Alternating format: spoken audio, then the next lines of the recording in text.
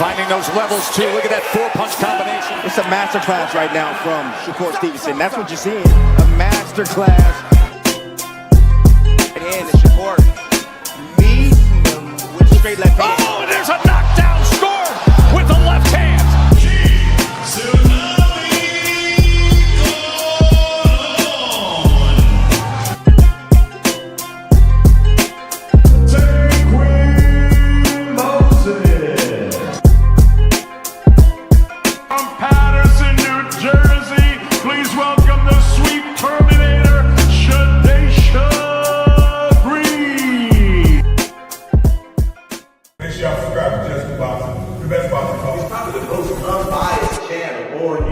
Right now, we're going to give him his just due. Shout out to my brother, Jusdueboxing.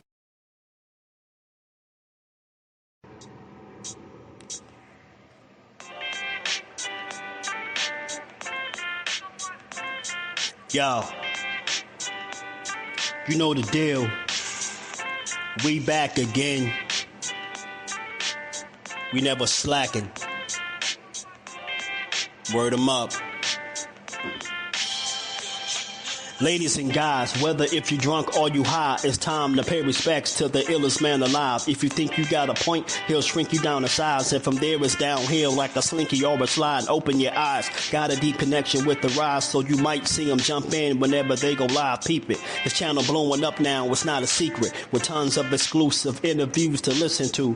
Them other channels I hate, but yo, they missing clues. They start narratives, sip the goose and twist the truth. It don't take a rocket scientist to get the proof. Just click the live at 4 p.m. Eastern time. But when you chime in, make sure you keep it kind. But if cowards want to debate, then it's feasting time. My man Jusdu shine busy all the time. Grind 24/7, 365. Videos he might have 365. My rhyme's sick, they make you do a 365. You get a rich if you think you fit to survive. It's Jusdueboxing, time to click the live. Ain't no beginners, if you soft, you ain't down to ride. I crush you, respect too, it's Jusdu. He got the illest boxing show on the internet. The boy been a threat and he ain't even had dinner yet. Word 'em up. Yeah. You know what time it is.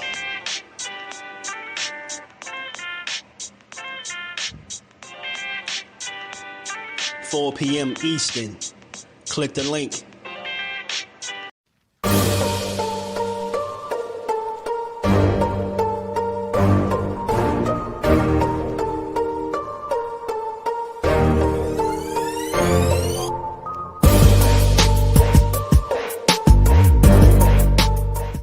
Bring the truth or tell on your ass what you doing or what you're not doing every single time. You can lie, you can bullshit and all that, but when that bell ring, if you ain't put that work in, it's gonna show, bro. It's gonna show. Not to mention y'all in a sport that can cost you your life. Literally, you can die in this shit. So if that's the case, man, if you gonna do this, don't bullshit with it. If you don't really want it, say to yourself, keep it real with yourself. I really don't want this shit. I can't put the work in that it requires. Walk away. Ain't nobody mad at you. Go out there, you're young enough, you go get educated, get a skill, do something, man. But don't play with this, man. People you can get killed in this shit, man.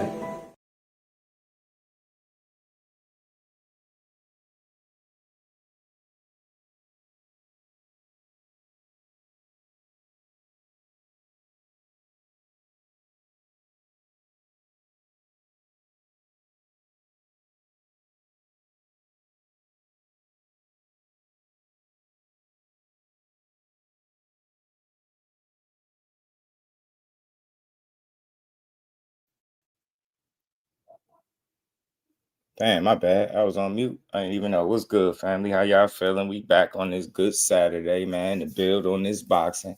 We got to give it its just due. We got to shoot down another false narrative that they pushing around the YouTube streets, man. I seen somebody do a whole live stream on this joint, man. It's crazy how boxing work, man. You know what I mean? All these narratives, instead of just pushing boxing, we pushing narratives, man. And BS, man. You know, we got some good fights lined up for January, man. And I ain't going for none of these these lies, man. What's good with the people, though, man? Cal Cooley, my God, blessings, family. You already know. Bobby in the building. What's good? G, how you feeling? Tim Layton, what is good, man? Elijah in the building. Art, man, what it do, man? What's good with it, man? What's good with it? I tell you what. Told y'all, you heard what Pop said, man. Huh? You heard, you know what I mean? Art, man, you heard what Pop said, but we got to get to it because, like I said, I was kicking it with my guy, Blunt Sports the other night. And, you know, I had seen somebody do a whole live stream, you know, talking about how Shakur is a weight bully. And, you know, he's not fighting nowhere near his walk around weight. And, you know, he posted this picture on his story. And I told you, man, I'm using this as a teachable example, bro. This is what be wrong with boxing. You get what I'm saying? Common sense and logic go out the window when it's a fighter that you don't like or is popular to kind of hate or just push narratives, rhetoric, kind of tear them down. You know, that's been people's sole mission since they've been talking boxing. When they speak about this dude right here, it's always negative. It's always BS. It don't even got to make sense no more. They'll push it anyway. Are you telling me a guy, and it's either people are silly at this point, slow, gullible, I don't know what to call it, or just like pushing bullshit narratives or they don't get out. If you've ever seen this dude in person, you know damn well he ain't even that big. And 175 pounds is bogus. Yeah, that's ridiculous, man. That man ain't never sniffed 170 nothing pounds in his life, bro. I bet anybody any amount of money. If you think that's what what somebody look like at 175 pounds, man, something wrong with you. Dude was going in too. Dante, what's good with it, family? Shout out to Elijah. What's good, gang? How you feeling, my guy? I see the dude do a whole live stream, like, yeah. he was like, yeah, the day of reckoning is coming.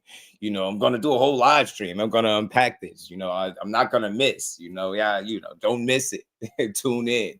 You know, I'm gonna break it down about Shakur. I'm gonna show you how. You know, yeah, he's good. He's got skills, but you know, it's really the weight he's fighting. He's crunching down to a small weight class. You know, he's not fighting where he's supposed to be because the fights would be tough, man. Shut that weak shit up, man. What Broner say, man? What AB say? Shut that soft up, man. Shut it up. Y'all sound crazy, bro. That's wild. I'm glad he did this. He really trolled his haters in real time. And I'm telling you, I want y'all to all understand something, man, here. Everybody that went and made videos, live streams, posted about it, you get what I'm saying? Everybody that did that, they showed who the haters of Shakur is because they really just jumped out on a limb and believed it. They ain't even think about no logic, no nothing. They don't think in a world where all people do is troll. You don't even think for 1 second he was trolling. Nah, man, see? He talking about rehydration causes. I see my guy Art, man. He like, see? He talking about rehydration causes and he 175. Like, didn't I tell y'all, man? Did I tell y'all this man? You ain't never seen him out of shape. You ain't never seen that. You ain't never seen him out of shape. You ain't never seen him blown up like that, all big in between fights. You've never seen it. You've never seen it before. You know what I'm saying? Shout out to Lance. What's good with it, homie? You've never seen him out of shape, blown up, big as hell, big text. What it do?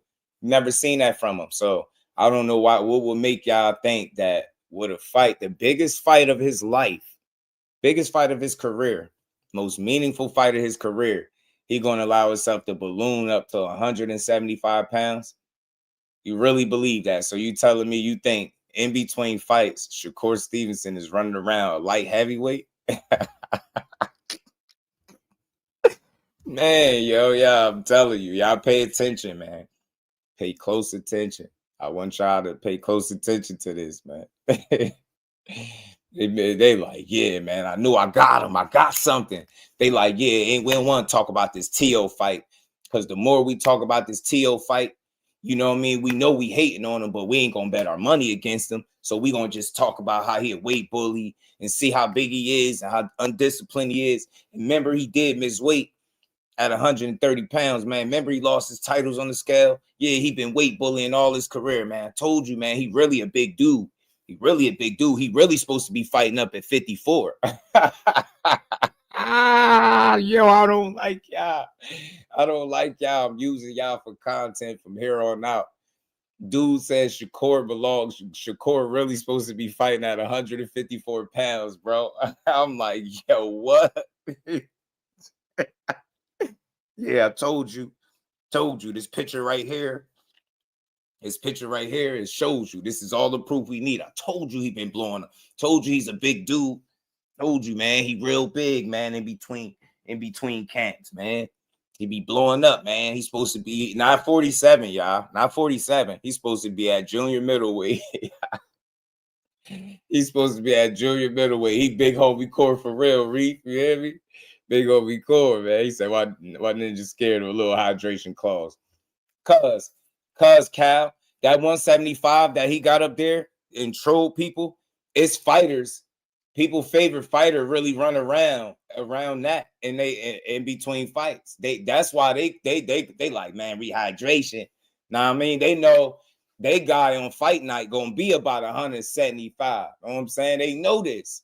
You know what I'm saying? They know they favorite fighter was fighting at 140, but ballooning up to 165 pounds on fight night, 3 pounds shy of a super middleweight. They know that. So imagine them at a full-blown 47. You get what I'm saying? He definitely probably cracking 170s. You get me? That's why they tripping. You know what I'm saying? They like, man, you trying to deplete them. Man, they only getting brave because they 2 weight classes away, like Pop said, man. You did. Stop pushing these false narratives, man. It's nasty for the sport. I don't care what fighter it's against. It's nasty work, man. Just call this shit how it is, man. I know he kind of opened the door when he made the post, but y'all had to be smarter than that. Y'all was too quick on the trigger, bro. Y'all showed y'all true colors. Y'all showed how much y'all really don't like a fighter because you willing to push a narrative even with no proof. You like, man, but he said it. He said 175, man. He said, you really think that's how he'll look at 175 pounds, bro?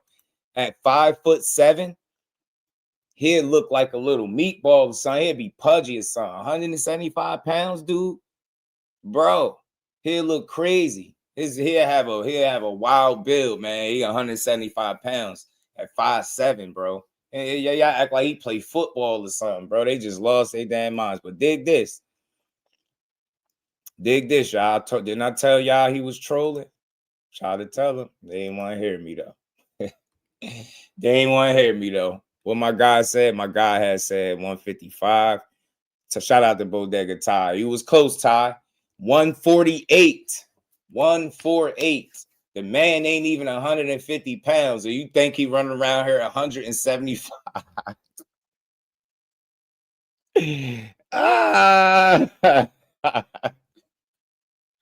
Now, you know why I'm laughing, y'all? Because look, dig this. All that dude spent he spent some significant time in his life. He thought he was cooking. Like, he thought he had the sauce last night. He thought he had the secret sauce. Like, he thought he was cooking. He thought he was chefing. He like, yeah, see? This right here, y'all, this shows you that Shakur Stevenson really ain't like that, see? Because he's running around at 175 pounds, and he's fighting Tiafimo at 140, but he's been running around at 175 pounds the whole time. He been fighting that lightweight. Like, he been cutting 40 pounds to fight that lightweight. You really think that? You really think that? That's so undisciplined, bro. That's so undisciplined. And I get it. He missed weight before. Yeah, he did.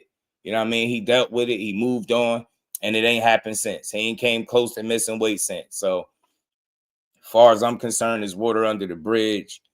Good try, you know what I mean? Close, but no cigar. Y'all gotta go back to the drawing board, man. You know what I mean? The Shakur Stevenson haters.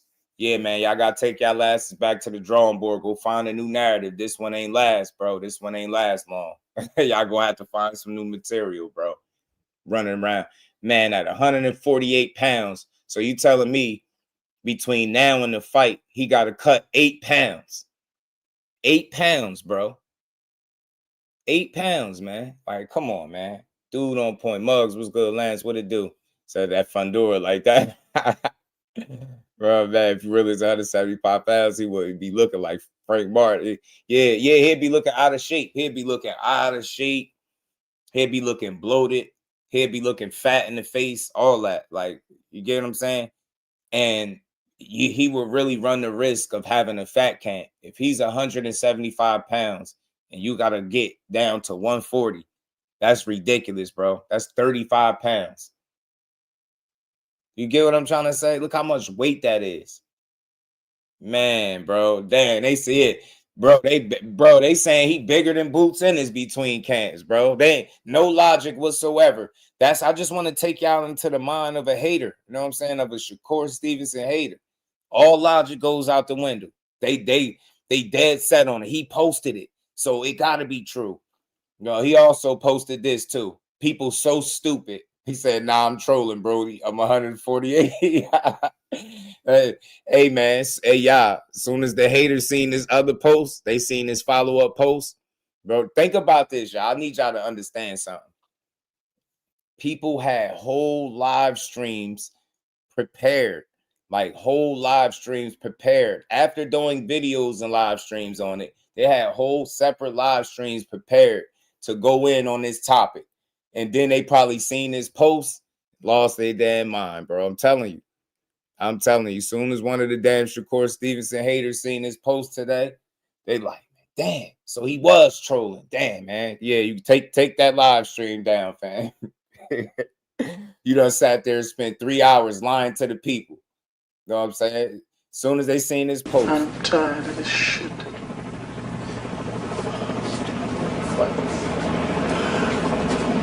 Kill all these motherfuckers. I'm sick of fucking tired of this shit. I'm sick of this shit. I'm so fucking tired of this shit. Fuck this shit. Too many This is forever gonna be funny, man. Y'all wasted y'all time, man. Go ahead and delete your videos. Frequent, what's good, my guy?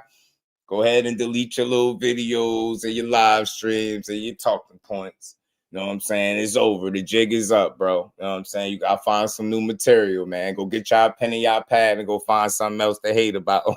Go punch the air for about 20 more minutes. You know what I'm saying? He said, Jacory line, he don't look like he ever walk around it. Yeah, I'm telling you, bro. He ain't never sniffed 175 pounds. I know. And I don't think in his life, period. I don't think he ever weighed that much ever in his life. You know what I'm saying? Ever. That man sitting at under the 150 pounds. That's perfect, man. He got less than 10 pounds to cut for the biggest fight of his career, man. He about to be sharp. He about to be focused. And I hope he just lock in, man. Like he having fun with y'all, man. He trolled y'all, and y'all mad right now. Y'all gotta go do all types of shit. You know what I'm saying? Y'all got to go back to the drawing board, G. Back to the drawing board, G. He said I heard Keyshawn fired his mama. Yeah, I heard somebody did say that. I'm gonna talk on that briefly too. I seen a post that he had put up. Speak on it briefly too, man. But I had to come laugh at this, bro. I had to. A frequent. They like, man, see, knew it. I got something, y'all. That's how they do. They unite like Voltron when they think they got something. They sit there, they be like, yeah, man, I got that damn Shakur. I knew he wasn't. I knew he wasn't that good. I knew he was weight bullying the whole time. I knew it. I knew he wasn't winning fights all pure skills. I just knew it. I knew it wasn't skills. Shut up, man. Now eat that, man. Go back and cry about something else. And y'all Hanos fans, man. Shout out to y'all, man. You know, I got love for the Hanos clan, man. You know, I done went to bat for Hanos plenty of times, right? But y'all better pump the brakes, man. He got T.O. to worry about, man. You know, I know T.O. didn't fight y'all, but Shakur and T.O. is a damn good matchup for boxing, man. Joseph was good. Jordan was good with it, homie. You know what I'm saying? But y'all gonna have to regroup, man. I'm saying, the Shakur Stevenson Voltron, like y'all gotta regroup, man. You know what I'm saying? The haters, y'all gotta go figure it out. Go sit in the corner or something. You know what I'm saying? Go figure that shit out. Go kumbaya. You know what I'm saying?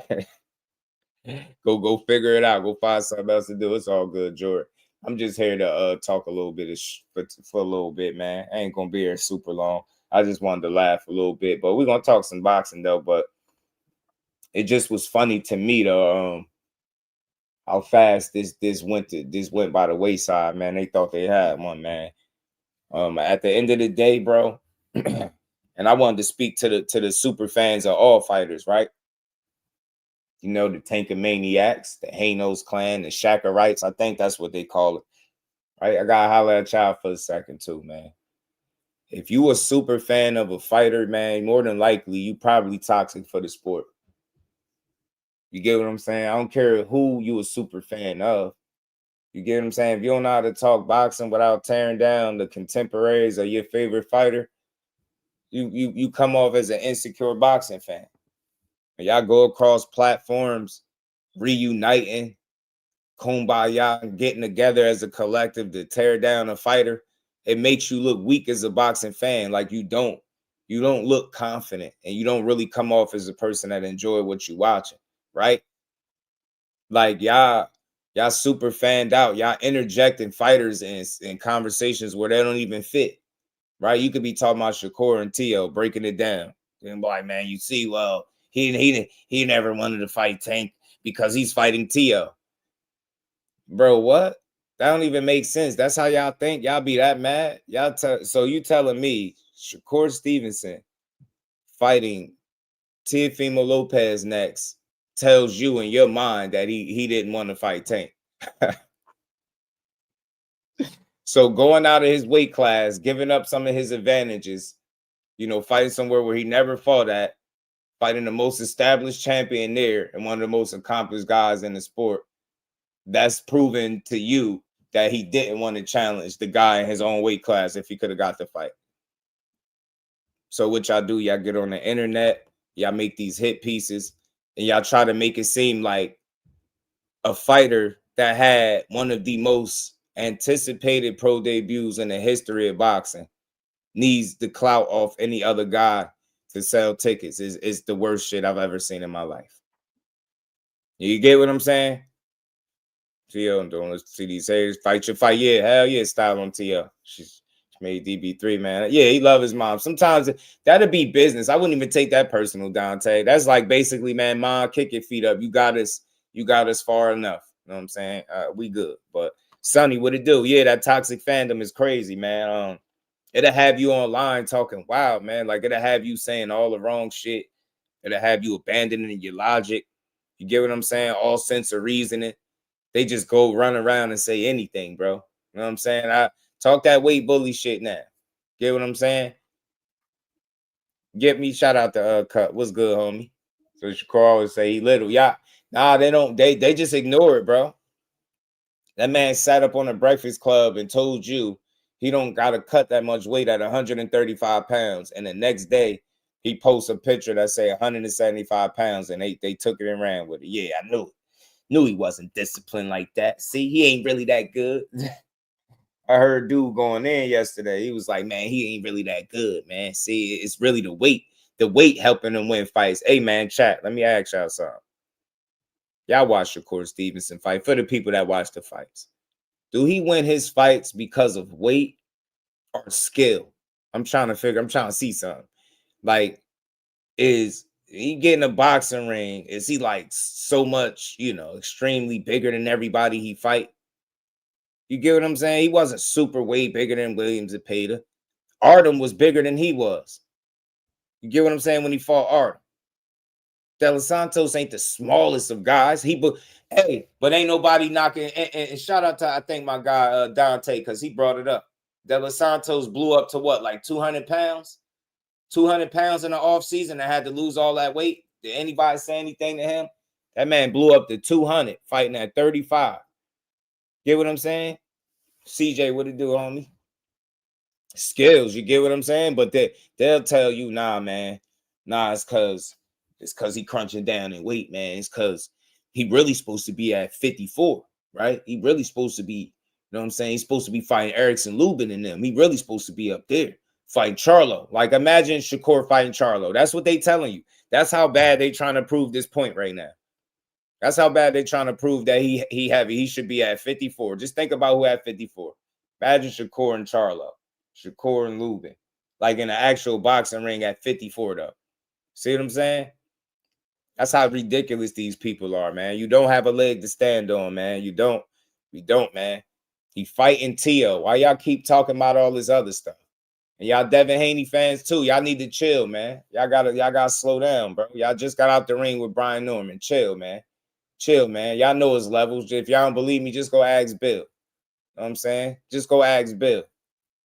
Just go ask Bill. And hey, man, y'all maniacs, the tanking maniacs, man. Let me holler at y'all too, bro. I want to holler at y'all too. I want to holler at y'all too, though. These super duper duper fans, man. I want to holler at y'all. What's up with y'all, man? Y'all all right? The maniacs, y'all all right? Y'all good out there? The lovely little Jessica. Peace, Queen. How you feeling? Y'all good out there or what, man? Y'all all right? Huh? Because y'all panicking, man. Y'all down bad, man. Hey, man. Hey. I gotta holler at y'all, man. Just the super duper fans. I need to talk to y'all for a second. I need to know something, man. Somebody gotta give me some answers, bro. I'm asking for myself. I'm asking for my friend. I'm asking for my neighbors. Everybody, bro. What's y'all good out there? First of all, is y'all good? Is y'all good out there? Cause I ain't heard nothing positive, and I'm serious. I'm dead serious. Everywhere I go, hey man, I haven't heard a Tank fan say anything positive about Shakur Stevenson for about, I mean, since I don't remember the last time I can remember. I mean, what more do y'all want from the young man, right? Y'all claim y'all wanted to see him fight Tank. Y'all claim that's what y'all wanted. Y'all claim that's what y'all wanted. But every time the conversation came up, all the dialogue was about how Shakur is scared, how he clout chasing, how he really don't want it, how he need to call Al, how he need to sign to the PBC, how he can't fight him because he on Top Rank, how he went to Eddie Hearn to run from the fight. Bro, I'm dead serious. I'm talking to all of you super duper Tank fans. The supporters I'm cool with. Shout out to y'all. Double salute to the supporters. But nah, bro, I need to talk to y'all. What's really wrong with y'all, man? What more do y'all want? How is somebody, and I need some answers, bro. Somebody tell me something. Mag Life, what's good with it? Somebody tell me something. How is it that you say you want to see a certain fight between your favorite guy and his contemporary, right? But every time the conversation come up, all the talking points is about how Shakur is just clout chasing and being scared, and he just talking and he really don't want to fight. Those are not talking points, bro, that make it sound like that's a fight you want. Y'all push narratives. Y'all said he turned down contracts, offers. He had opportunities to sign. That's nasty work. None of that stuff is true. And I hate recooking this topic because it's old, but y'all act like y'all don't get it or something.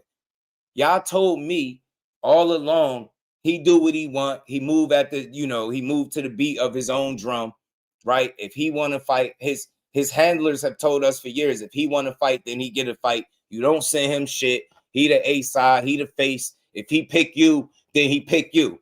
You just sit and wait your turn. This is the stuff that they said, bro. I don't care about what the fans talking about. They don't know no better. I'm talking about the people that work directly with Gervonta, Tank Davis. What have they said for years? And anybody in here tell me if I'm saying anything wrong.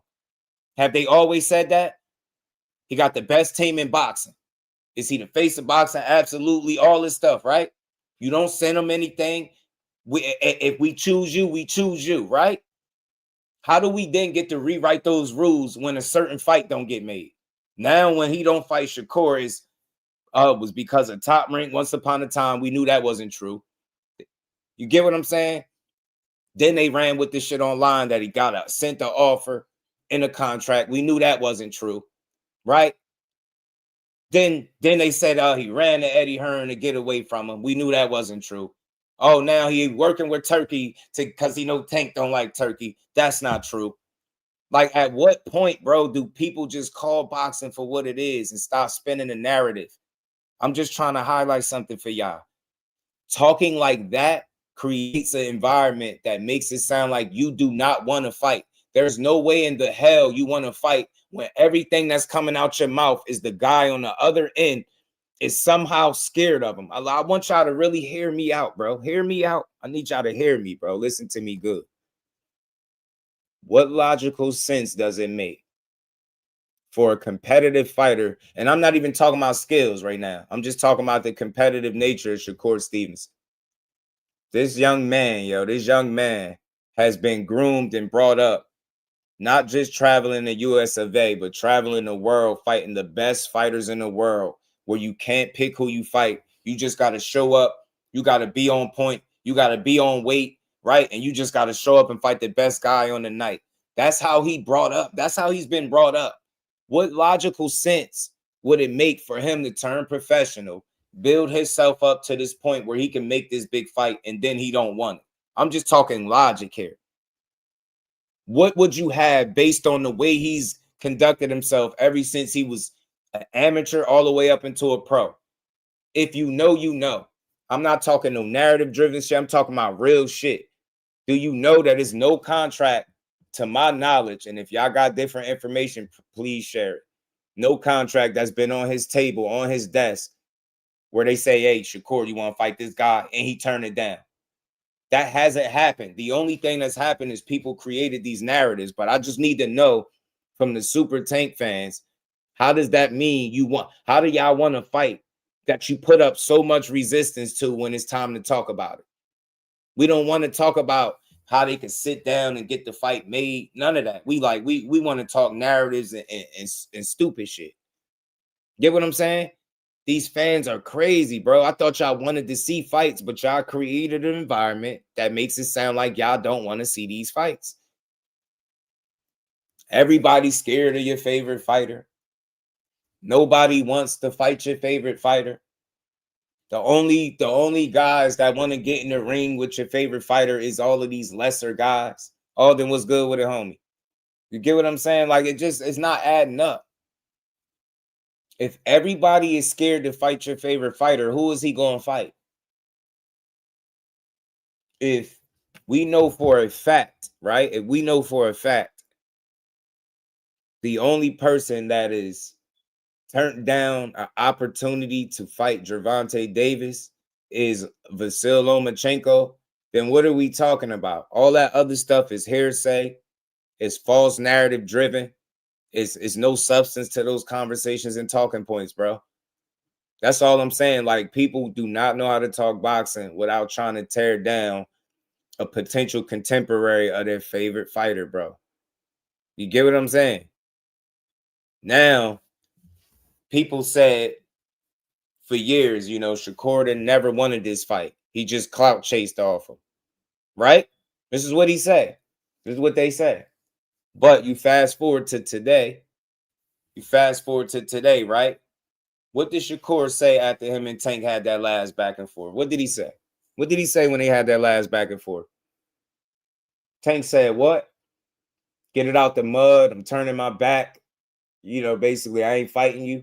He told the world that. He told Shakur and the world that, right? And the fans defended it. They defended it. But Shakur immediately said, all right, cool. He said he ain't fighting me. Don't ask me nothing else about him, right? And then what do they continue to do in interviews when you see Shakur? They ask him about who? Tank. And what do Shakur say? I don't want to answer no questions about that dude. So if it really was about clout chasing, then he would really ramp it up. He would continue to talk shit about Tank, even though he feels like he ain't getting that fight. But instead of y'all respecting it for what it is, okay, your favorite fighter is the one that said, nah, this fight is not happening. Not the other guy. Not the other guy. It's not the other guy that said it, right? I'm just going by what's out there.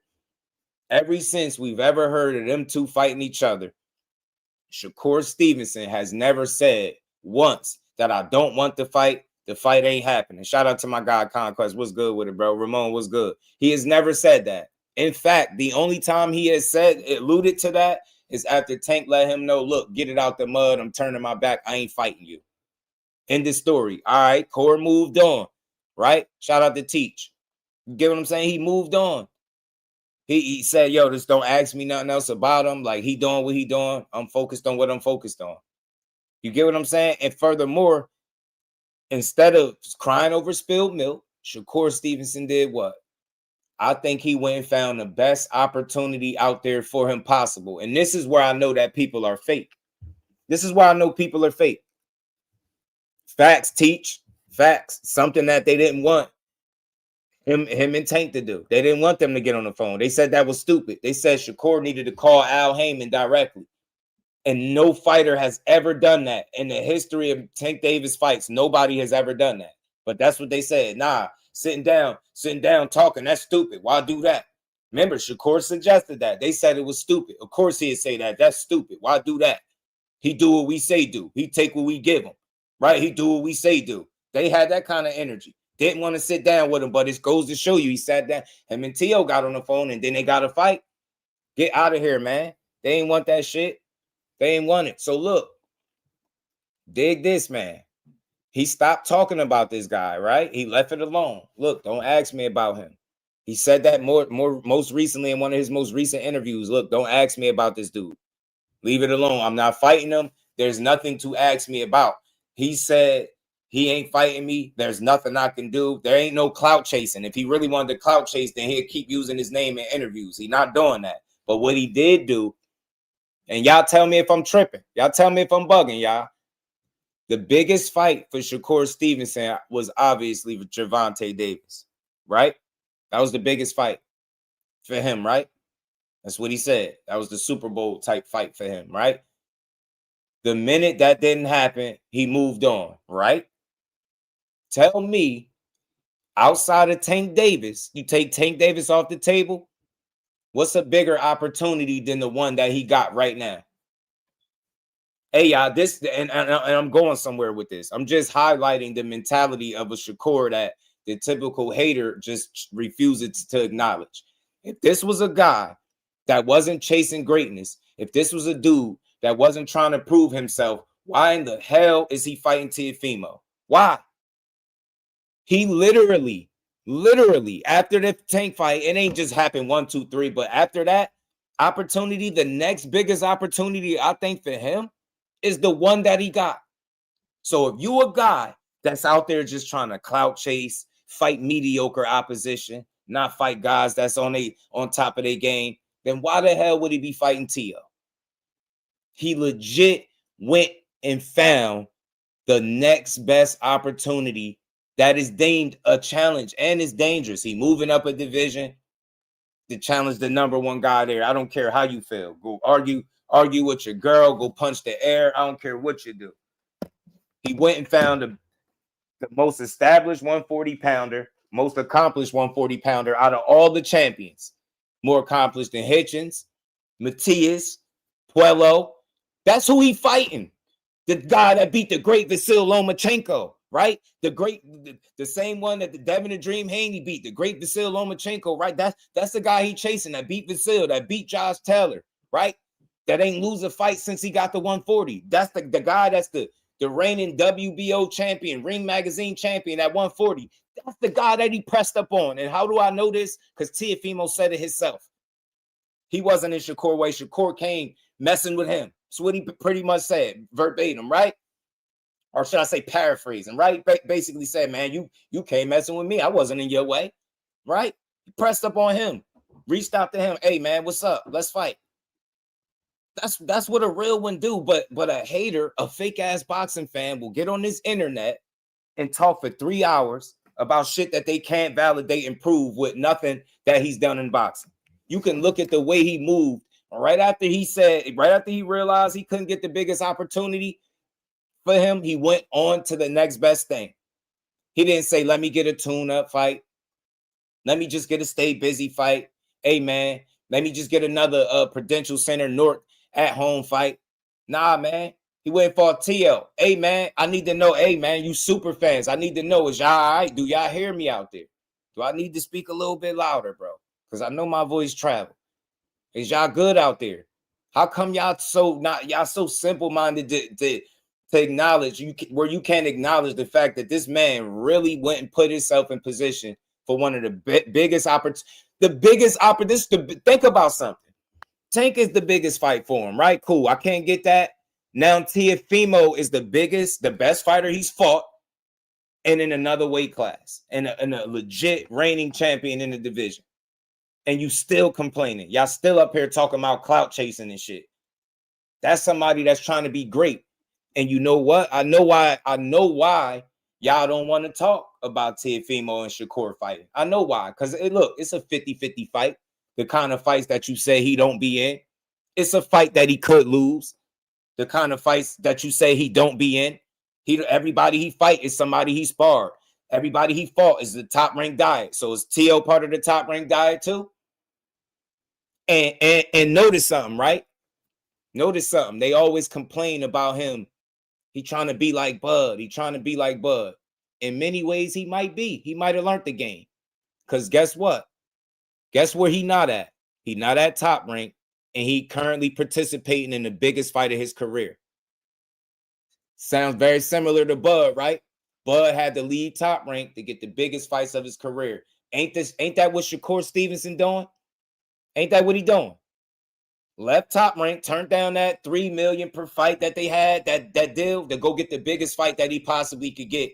And because y'all hate them young man so much, you can't talk boxing. You don't want to talk about him fighting T.O. because you know that's going to create separation from him and his contemporaries. Bro, he beat T.O. He'd be a 4-division champion, former unified silver gold medalist, right? Ring Magazine, lineal champion. The accolades just keep piling up. That shit makes you very uncomfortable because I told all of you hating ass dudes that's not really fans of the sport that those narratives that y'all push against this man is not going to stand the test of time. But you know what is? His skill set, he is. When the smoke clear, he going to be there. I told y'all, when given the opportunity, he going to step to the plate. Guess what Teofimo did? No long drawn out negotiations, no long drawn out back and forth. T.O. didn't try to go back and forth for months and years on social media trying to one up him. T.O. didn't try to tell him to call Al and none of that weird shit. He got on the phone with that man and they put a fight together. They put a fight together. Furthermore, Shakur kept it real because this another little gem and it went over y'all head. Hey, man, remember, Turkey wasn't rocking with T.O. Huh? Hey, man, furthermore, and this is all the mentality of Shakur Steve. Remember, Turkey wasn't rocking. He wasn't rocking with T.O. like that. Remember, they was on the outs. They said it. Remember, they wasn't good with Turkey. Even Shakur said it. They weren't really rocking with him like that, but I kind of, So tell me again who was pushing for this fight? This man single-handedly pushed for the most dangerous fight that he could take, man. Teofimo. I ain't trying to hear nothing else. With the accomplishment attached to it, that's the best fight out there for him. I don't care what nobody say. That's a great fight. Another division, a real champion. A real 50-50 fight that if he ain't on his A game, he could lose. That's why y'all don't want to talk about that shit. That's why y'all up here talking about how he clout chased so-and-so and how he didn't want this fight or that fight. Well, guess what fight he did want? This one. And that's why y'all don't want to talk about it. Make you uncomfortable because the thought of him passing your favorite fighter up is making you sick to your stomach, bro. Sick to your stomach. I seen this going around a little bit too. Y'all hit the like button, man. Sub to the channel. Shout out to the fan, man. You already know. Shout out to my guy Desire. What's good with it, man? Yeah, I seen that Ray Davis in the building. What's good, man? I just want to talk to them, man. I just want to talk to them for a minute. You know what I'm saying? This was a Tank fan right here once upon a time. You know what I'm saying? Talking like this. You know what I mean? Devin, Shakur, Teofimo, Ryan, and Roach all done passed you up in the boxing game. They don't need you no more. I just want y'all to know how these super fans be talking, man. Shout out to the homie Mike Ryan, man. Appreciate you. Shout out to the homie. Conquest was good, homie. They going for the toughest fights, man. And, I'm gonna get to this. I'm gonna keep cooking. I'm just trying to make sure I make my point clearly. I want to make my point clearly. I know why y'all ducking real boxing conversations for rhetoric and slander. I know why. I know what's going on. You get what I'm saying? I know what's going on. It's uncomfortable, man. Y'all been at this shit for years at this point. How long Shakur been at 35? Y'all been at it since he got there. Y'all ass has been uncomfortable with Shakur Stevenson ever since he got the 135. And I'm dead serious. I ain't heard a super fan say nothing good about this fight yet. As a matter of fact, every time I listen to somebody and they talking about Shakur, it's what he ain't do and what he not and how he ain't good, and they refuse to talk about Teofimo and Shakur fight, because in their heart of hearts they know if they had to put their money on it, they gonna bet on the same dude that they've been hating on for years. That's why all y'all do is use rhetoric and slander to duck real boxing conversation. That man literally went from the single best fight that he can make for himself to the next best thing in Teofimo. Get the hell out of here. And it's at 140. I know why y'all don't want to talk about that shit. I know why. Shit make you uncomfortable, man. It's crazy. Oh my God, Prize ain't got no one. Shout out to Prize Fighter TV. What's good, homie? Tay, what's good with it? Make the tank happen. Look, and for me, Tay, and I'm with you, I would love that. I would love it. But until I hear Tank say, until I see Tank get back in the mix, I ain't clamoring for the fight. I'm on that Shakur type of time. The minute he said that, Shakur said, all right, y'all seen what he said? He said he not fighting me. Don't ask me nothing else about him. He made it clear, and he's been very consistent. Don't ask me nothing about him. I'm not answering no questions about him. I'm not slandering him. He doing what he doing. I ain't got nothing to say. I'm focused on what I'm focused on. That's what he doing. And y'all still finding ways to tear him down.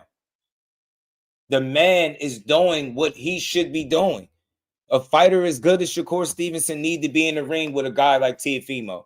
Those are the caliber of fighters he should be fighting. He should be. I don't see how that's a bad thing. Why are y'all stuck on the Tank fight? It's y'all favorite fighter. I'm talking directly to them super fans. It's y'all favorite fighter that said get it out the mud and he turning his back. Do I got to go pull up the old tweet? I don't give a damn about nothing that transpired before that. One guy said, I'm good on you. Go do what you doing. I ain't thinking about you. I'm doing what I'm doing. You go find something else to do. That's what he said. Y'all got all this heat. Y'all got all this smoke. Y'all got all this energy for Shakur, but nothing for your favorite fighter saying he ain't fighting. Y'all ain't said a peep about them damn tweets. Y'all still online tearing this man down about a fight that ain't happening. And truth be told, because the guy that can really make it happen is not interested. Is he ducking? Is he scared? I don't push that weak shit on my channel, but he don't seem like he interested at all. I don't give a damn how you feel. Cry, unsubscribe. I don't care. I do not care no more. That dude saying shit like that in front of everybody, in front of the fans, all that. Y'all argue with me about how he was knocking him out. He was part of the list. He was going to close his gap, knock his other tooth out, all types of shit. Then he gets online in front of all of y'all and in front of the world and tell y'all I'm not interested in that fight in so many words. And y'all still up there mad at Shakur because the fight not happening? Make it make sense. Make it make sense, bro. Shakur never said he didn't want to fight. He always said, yo, I'm ready. I'm here, man. I'm here. I'm the B-side, man. I can't send him nothing. I could just, hey, you get what I'm saying? I'm ready to fight when he is. Tell him I'm ready. I've been ready. I've been wanting this all my life. That's all he been saying. Y'all the ones that made it personal. You know why y'all made it personal? You know why y'all focused on more on the personal shit when it come to them? Because breaking down the X's and the O's of that fight make you uncomfortable. Y'all gonna get y'all getting this work today. Y'all gonna get this work today. Y'all don't like talking about the X's and O's of how Shakur and Tank look. Y'all rather talk about promotional barriers and how he ran to this one to get out of the fight and how he caught chasing off his name and all this other weird ass shit. Y'all don't want to talk about how it'll look, because the truth be told, the uncomfortable truth for you super fans that live in fantasy land, that man is a threat to Tank Davis in a different way that Tank Davis is also a threat to him. I'm a real one. They are an immediate threat to each other. One of those guys beating each other would immediately raise their stock. Tank Davis go out there and knock Shakur out, how his super duper fans told me he would for years. His stock immediately goes up even more. Don't tell me it don't. Don't tell me it don't. Don't tell me his star power can't grow even more by starting to knock off the people that they want to see him fight. But y'all the whole time telling me y'all want to see the fight, but all your dialogue is telling me I don't really want to see the fight. When it's time to talk about it, you don't want to talk about it. Let me tell y'all, Shakur really scared of him, man. Yeah, man. He really don't want to fight him. He just want to clout chase off him. Yeah, man. Yeah, he'll if he really wanted to fight him, he'd sign over to the PBC. He'd call Al. He'd do this. He'd do that. Nah, man. He'd do exactly what he doing, bro. Why he ain't have to sign nowhere special? Why he ain't have to call nobody special for Teofimo? Fabber G's, what it do? Why he ain't have to call no? Why he ain't have to go through all them hoops and barriers with Teofimo? Why? Why did it take a phone call? No drawn out negotiations, no crazy concessions, no nothing. No nothing. And I heard it ain't even a rematch clause in the fight. Come on, man. What we talking about? They don't want to talk. They don't want to talk no boxing, man. They want to talk all my children, General Hospital. You get what I'm saying? So they conduct the boxing conversation. It makes y'all uncomfortable to admit. It makes you uncomfortable to admit that if your favorite fighter is not on his A game, he could be beat by Shakur Stevenson. That shit makes you uncomfortable. I'm here to tell you it's possible. I'm here to tell you and everybody that get mad, you can cry in the car if you want to, punch the air, do whatever it make you feel good. All right? Shakur Stevenson getting in the ring on his A game with anybody that he fights, Gervonta Tank Davis included. If Gervonta Davis ain't on his A game, he could very well lose. If Shakur Stevenson get in the ring with Tank Davis and he ain't on his A game, he could very well lose. And I'm so real, I'll go a step further. Tank is good enough, in my opinion, to the point where even if you get in the ring with him on your A game, you could still lose. That's a guy that you can't play no games with. See, it's easy to admit shit like that when you're a fan of the sport. You get what I'm saying? Before you are the fan of the boxer. I have no slander for Tank Davis. I only use his energy, his words to highlight how I feel about if he wanted that fight or not. When I hear his handlers tell me everything goes through him, when I hear his handlers tell me you don't send him anything, you just be ready. If he call you, you just sit by the phone. He ain't taking pay cuts. He run the show. It's his show. Come on, man. It's very simple to me how a fight get made. It got to be priority. They never prioritized fighting each other. Period. That's what people don't want to talk about, man. That's what it is. That's all it is. At the end of the day, you got a lot of ego involved. You got politics involved. You get what I'm saying? You had some personal shit involved. It's a lot going into that fight, man. The fact of the matter is, I said this a long time ago. You fans need to stop being manipulated by BS, bro. The fact that those two are two of the best fighters in the world, and the only conversation that they've ever had or that ever taken place of any kind of substance was a preliminary conversation about a fight between the two. They robbed us, the fans, but y'all trying to blame one fighter or the other. Nah, bro, it can't be Shakur's fault why the A-side guy that's been able to make every other fight in his career has not been able to make this fight. Y'all know what time it is. And you know what? I used to think it was Bud and EJ all over again, but it's not. It's even different than that because they actually wanted to fight each other. They actually wanted to fight each other. They cared. That became a priority to them, right? And that's what I'm saying. I ain't knocking Tank. I ain't knocking Core. They actually prioritized fighting one another. Errol Spence prioritized fighting Terrence Crawford so much so that he was willing to be on like let Terrence Crawford go get a fight and come back to the negotiation table, right? They prioritized fighting each other. They was willing to get on the phone. Could you say that about Tank Davis? I've never heard them be willing to say they'd sit down and have no conversation with him. When they speak about that fight, it's well, you do what we say do. We the triple dipple A side. We do what we want. You do what we say. That's how they treat it. Knowing business don't work that way, but that's how they talk. So don't sit here and tell me the B-side guy is supposed to move mountains so the A-side guy can make a fight. That shit don't make no sense. People said Errol Spence was the A-side, right? And he made sure that fight happened, right? Concessions and all, right? So why do the rules apply differently when it gets to Shakur and Tank? All of a sudden, it's like, nah, Shakur got to find a way. He got to call Al Heyman, man. Yeah, he got to call Al Heyman personal line, man. He got to get on the phone with Al, hit Al up, be like, yeah, man, I want this Tank Davis fight, man. Yeah, and while he at it, you got to let Al know that you're gonna sign over to the PBC. Yeah, that'll do it. You know what I'm saying? Says nobody ever, man. Come on, man. They don't want these people are not fans of the sport. They fans of their favorite fighter, bro. Straight like that. You know what I mean? He said, if y'all spent off in the porn. You know what I'm saying? Shout out to Tank, man. I've always been a supporter of his. I'm going to continue to be a supporter of his. I hope everything in his situation work out in his favor and, you know, it come to the best conclusion possible. But those super duper fans, and again, I'm talking about the Shakurites too, right? Ain't that what they call them? Shakurites, Hanos Clan, Tankamaniacs, all that shit. If you're a super fan of a fighter, you're not good for the sport at all. Get what I'm saying? When you get up here, you got a responsibility to have some integrity when you talk this shit, man. Not just push bullshit narratives that sound good. Get what I'm saying? And I'll say this, man. When it came to Shakur and Tank fighting, there's one guy out of the two that said he turned in his back. And the other guy said, all right, I'm going to go do meeting. There's nothing else I could do. So really, y'all need to take a second guess or a second look at who you really mad at in this situation. He went on to do what was best for him, right? And working with Turkey and Eddie Hearn is best for his career, and that's what I want to see him do. Because I tell you what, not too long ago, y'all were calling this man an undercard fighter. Y'all was saying he an undercard fighter, he a co-main fighter. Now he about to fight in the Garden, main event. And is it on pay-per-view? Pay-per-view? See how them narratives looking now? Now all y'all haters of the sport looking crazy in the face.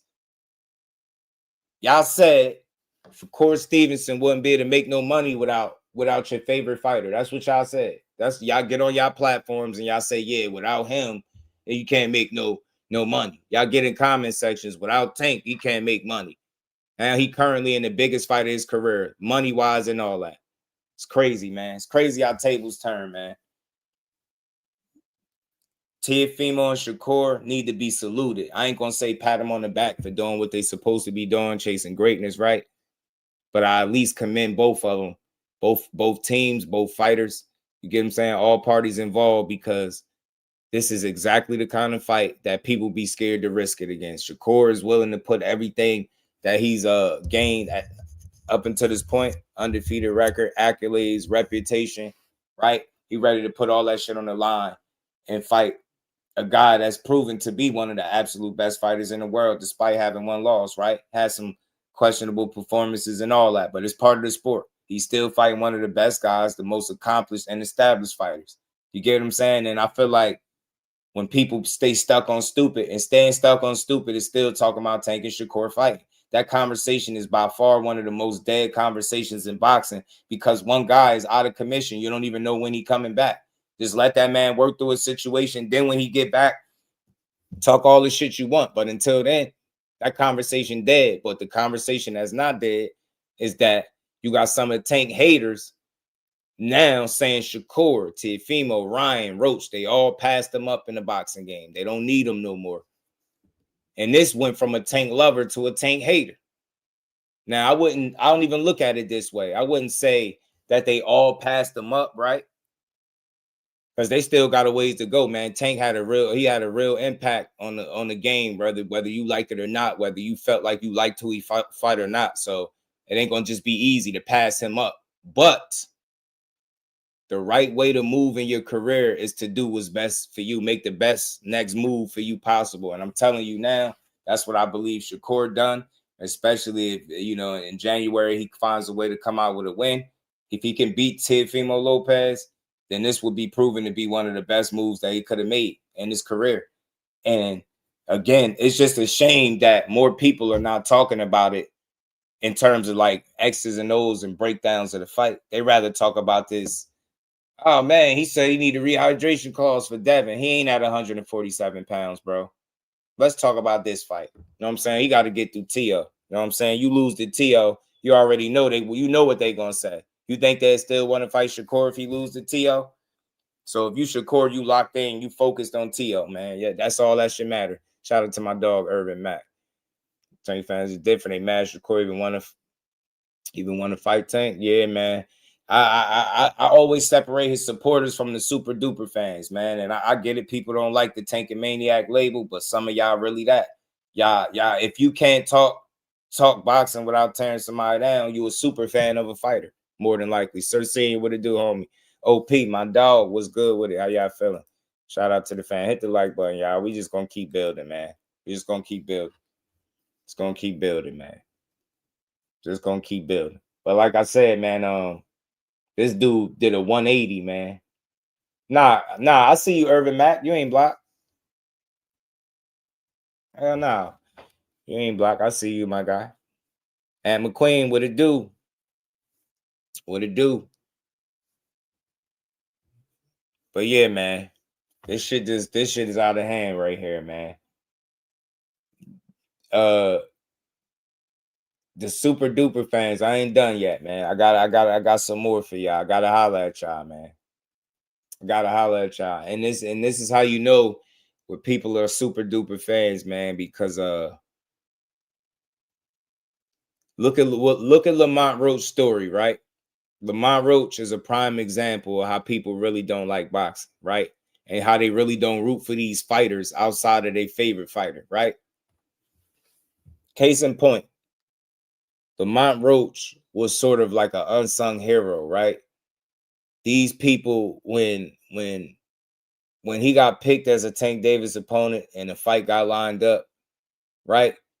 The fans at Tank, they justified the Lamont Roach fight, not really realizing it didn't need no justifying because Lamont Roach is a world-class guy, right?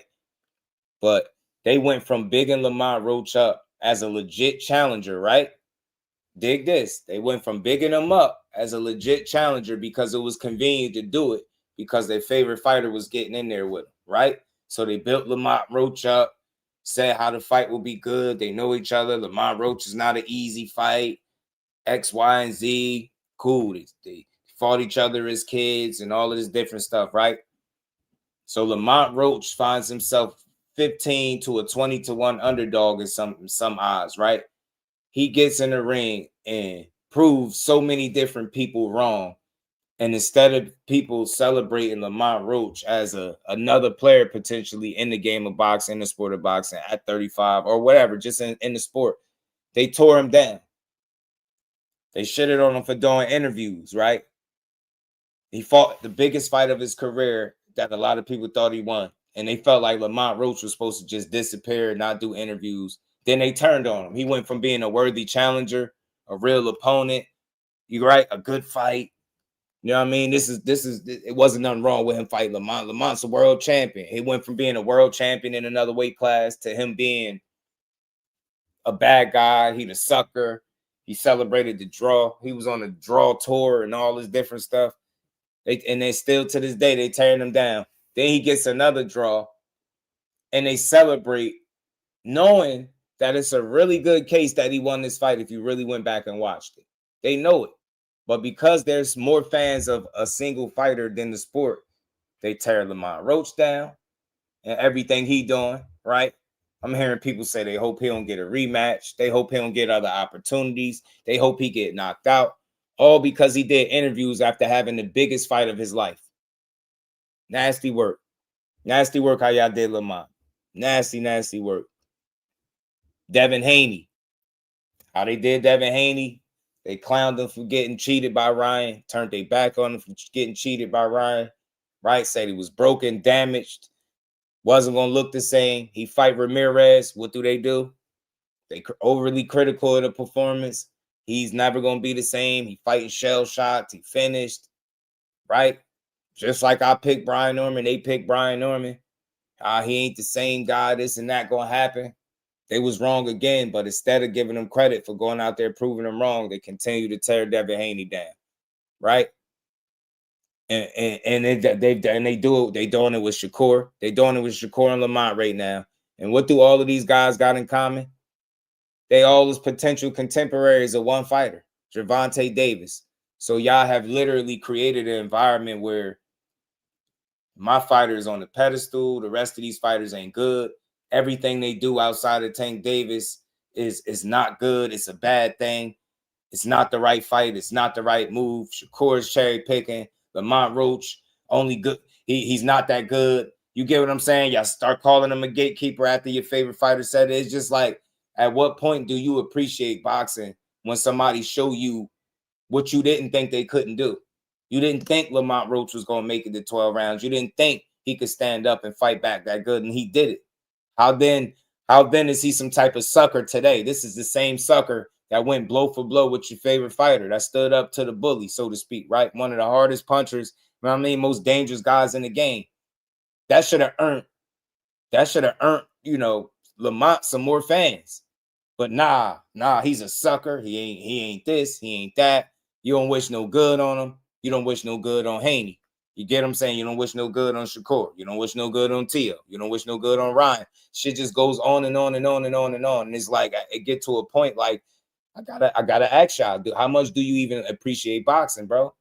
You get what I'm saying? Zoom verse, my bro, what's good with it? You feel me? That's what y'all do. Y'all created a toxic environment where every potential matchup with your favorite guy has been deemed lesser than. He's not good enough. This guy's not doing what he's supposed to be doing. This guy can't fight. It's like, bro, who he's supposed to fight if everybody he's supposed to fight is somebody that you deem trash or just not good enough for him? Like, this shit, you got to make this shit make sense, bro. And that go for the super, and I want to be clear, super fans of any fighter, bro. That go for all of y'all. Go for all of y'all. If you can't find a way, if your favorite fighter is Shakur Stevenson, I don't care who you are, and you can't get up here and talk truth without shitting on a Tank Davis or Devin Haney or anybody that is a contemporary, something wrong with you. You need to reevaluate your fandom. Seriously. If you really a fan of this guy, you should want to see him fight any and everybody. And that's it. That's all. You shouldn't stoop to tearing down fighters to try to prop him up on a pedestal. Let the work that he put in the ring do that. You get what I'm saying? Let the work speak for itself. At the January 31st, man, he might have a lot of shit he can talk. Tio might have a lot of shit he could talk, right? If Devin Haney's your favorite fighter, you can't talk Devin Haney without attaching Tank Davis or Shakur Stevenson to him. Like, and I ain't trying to be funny. I get it. They gonna ask Shakur about Devin. But at the end of the day, bro, he just beat Brian Norman. He had 147 pounds. Shakur ain't even get there yet. Y'all forcing that conversation, man. Y'all forcing it. He got work to do at 47. He better chase down Undisputed while he there and stop playing. Because the last thing you want is the wrong person to move up and be the next guy to challenge. You get what I'm saying? So build your guy up without tearing the next guy down. And that's the same thing for the super duper Tank fans. You can't talk about Tank without trying to make Shakur Stevenson look less than. You get what I'm saying? Everything he do is not good enough, right? Y'all looking desperate out there. Y'all scrambling. I heard the narratives that y'all push for years. Y'all really keep getting on y'all platforms and saying this man don't sell tickets. Well, I'm gonna tell y'all this. Sit back and watch this fight. I guarantee you will sell some tickets. I don't know how many. I ain't saying about to be no box smash off his hit, but I think Teofimo and Shakur is gonna sell some tickets. And you're gonna get an opportunity to see in real time that they do well for themselves, man. That man could put some asses in the seats. Is he a pay-per-view star? Nah, but he could put some asses in the seats, man. Yeah, man. Yeah, that's why I try to be fair, Mag. Like all of them. Shakurites, Hanos Clan, Tankamaniacs, everybody. That shit is all toxic, man. That shit is all toxic. If you got a favorite guy, talk your shit, root for your guy, but you should be able to build boxing up in the process, is what I'm saying. You know what I'm saying? That's what I'm talking about. You know what I mean? So the shit right now, it has sold, man. It's lots of tickets sold already. Yeah, I was hearing that prize fight. I heard it's doing pretty good. You know what I'm saying? That's good for boxing, man. It's good for both of them as fighters. But overall, the sport is doing well. That's what that is. Because I believe that's a fight that boxing could use, right? We could use a fight like that, of that magnitude with what's on the line, right? And I said it. A lot of people said good thing the price dropped. That was gonna happen, Teach. You know what I mean? As they get a little bit closer. It'll drop a bit more as they get closer. Those early tickets be them resale joints. People buy them and resell them and hike the price up. That's what that be. Like Amo Williams and Carlos Adames is on the undercard, Teach. If I didn't tell you that already, y'all. Carlos Adames and Amo Williams, I believe. Yeah, that's the undercard. Shout out to L Dub. You know what I'm saying? That's one of the fights that's on the undercard for sure. You know what I'm saying? Happen. Supposed to, as much as I want to see it all today. What's that, CJ? What you wanted to see? But yeah, man, I just had to. I wanted to come up here and talk to the super fans, man. And like I said, man, It's too much bad. It's too much trash content, false narrative driven ass shit out here, man. You know what I mean? You don't even know who you could believe no more. Facts, Mag Life, man. You see, I did this shit. I do this shit, and I do it without tearing nobody down, man. I'm gonna be a broken record. I'm never gonna stop fighting this fight, man. You know what I mean? This is the fight, bro. So let's talk boxing and not bullshit. You got guys, you got some real, like, I think Shakur damn near stamp a ticket into the Hall of Fame with a win over Teofimo, man. That might be the next conversation for me to have, man. I mean, the winner of that fight might stamp themselves in the Hall of Fame for real. That's how meaningful that fight is, and the timing of it, right? Timing of it, especially if you Shakur. That's 4 divisions right there, bro. That ain't nothing to sneeze at, man. It will show YouTube the next day. Yeah, Facts teach. They get that product out to you. They're gonna make sure you watch. I love it too, man. So I just wanted to say it, man. I wanted to say it. And the same thing, man. I seen people, I still see it, man. Like, going at Terrence Crawford at this point in time is like the weirdest thing you could do, bro. Like, he beat the odds, bro. He beat the odds. He done proved everybody wrong.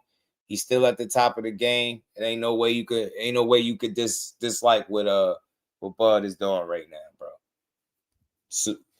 Super fans need to stop uniting. What's good with it, man? Yo, what's good, fam? Y'all hit the like button, man. Say praying for ammo. Then yeah, him and Shiraz. It's gonna be a tough fight for him, man. I mean, not Shiraz. Him and Carlos Adames. And that's crazy because Carlos Adames and Shiraz fought now. And Ammo and Shiraz fought now. He about to fight Adames now. GQ, what it do? What's good with it, fam?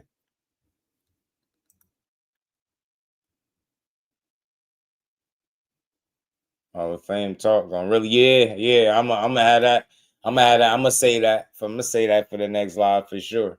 Put it in the title and everything, because I think the winner of that fight might stamp themselves into the Hall of Fame, bro. You know what I'm saying? For real. Especially core 4 divisions at 28. That shit different. I think Ammo can beat him, but good luck. Yeah, man. I'm with you, teacher. It's gonna be a long night.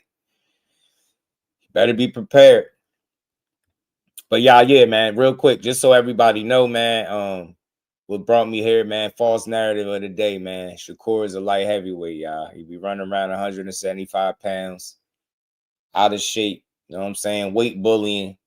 And the only reason he win fights is because he crunching down to a small weight. He all right, his skills is okay, but it's really because he fighting way out of his weight class. He really ain't supposed to be fighting at 35 or even 40. He's supposed to be at 154 pounds. That's what a YouTuber said. That's what a YouTuber with a big channel said, man. He said he really supposed to be at 54. And then y'all see it right here. He had 148 pounds. And we less than 2 months away from a fight. So I think that's good, man. He got 8 pounds to go. And true enough, we should be talking about T.O. His dad, the one that said they gotta be careful how they make weight. And they going to 147 after this. That's what they said. They said they're going to 47 after this.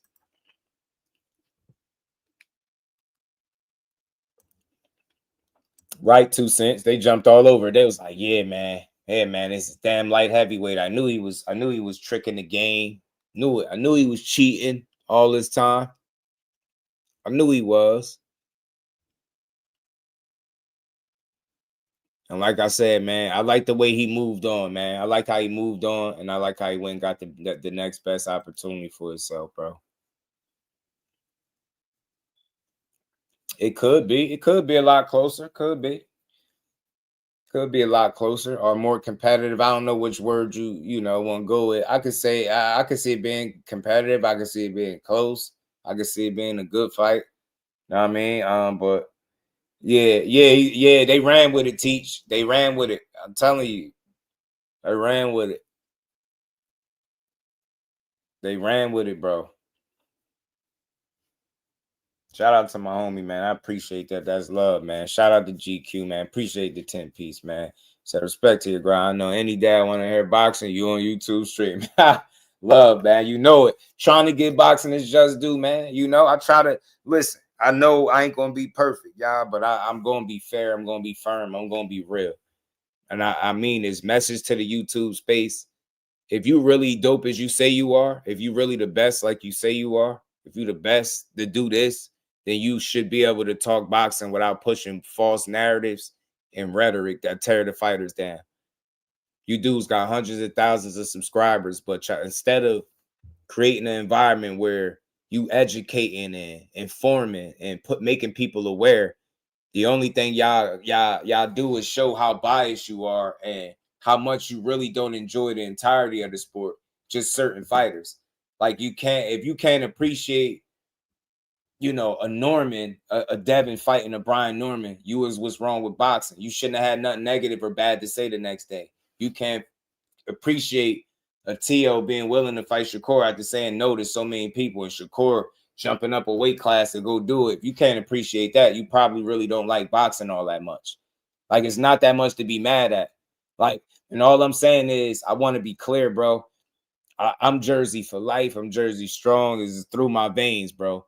But it burns, it grinds my gears when I hear grown men, late 30s, early 40s, I don't know however old y'all be, spend hours of y'all day to tear down some of the most successful men in the sport because you don't like something that they did personally, right? You shouldn't have personal vendettas with these strangers. These fighters are strangers. You don't know these guys. Stop drawing up narratives. They don't work. Like, y'all lucky I don't want to play this dude voice over my airwaves, because I would show y'all a prime example of how somebody took this post right here and spent hours tearing this dude down. You can't make this shit up. Spent hours doing it. I kid you not. Spent a bunch of time doing it. Still wasn't done. He wanted to really dive in. Yeah, man. He really ain't that good, man. It's all we do. He really ain't that good. Then somebody should kick his ass. T.O. should have T.O. It should be easy work. Shakur had a fat camp, y'all. Hey, y'all. Shakur had a fat camp. Hey, T.O. Shakur running around here 175 pounds, bro. I mean, he got to lose like 35 pounds to fight you, bro. I think you got this fight in the bag. He running around 5'7", 175 pounds. Oh, yeah, I don't know how he got a six-pack. He don't look fat, but he 175 pounds, bro.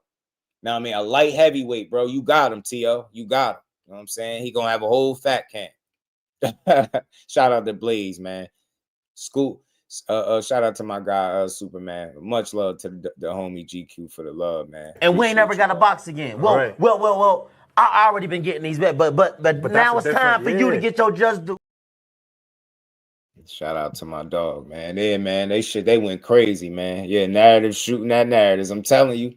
That's how bad they start getting. Kyle, they can't keep up with them. After a while, they can't keep up with it. They don't know what they want to complain about. They don't know what they want to complain about. Y'all complain that he ain't fought nobody since he got to 35. They complained that Zepeda was pillow-fisted and that guy not good enough for Shakur. Now, let me guess, y'all got a problem with T.O. today. Man, y'all don't like boxing for real, bro.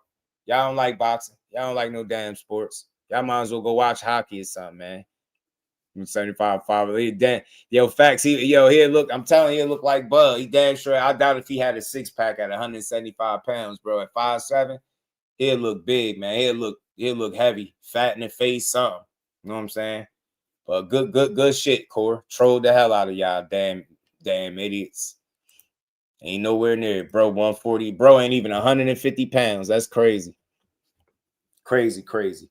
Shout out to my guy, man.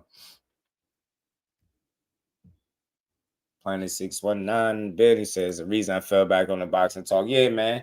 I try to provide a space, y'all. When y'all come here, you can hear like boxing talk with no narrative, right? No fake narratives attached to it. It's just good boxing. You know what I'm saying? I wanted to address the weight bully stuff because I seen somebody going in on this shit last night. They was going in and it was like, you know what?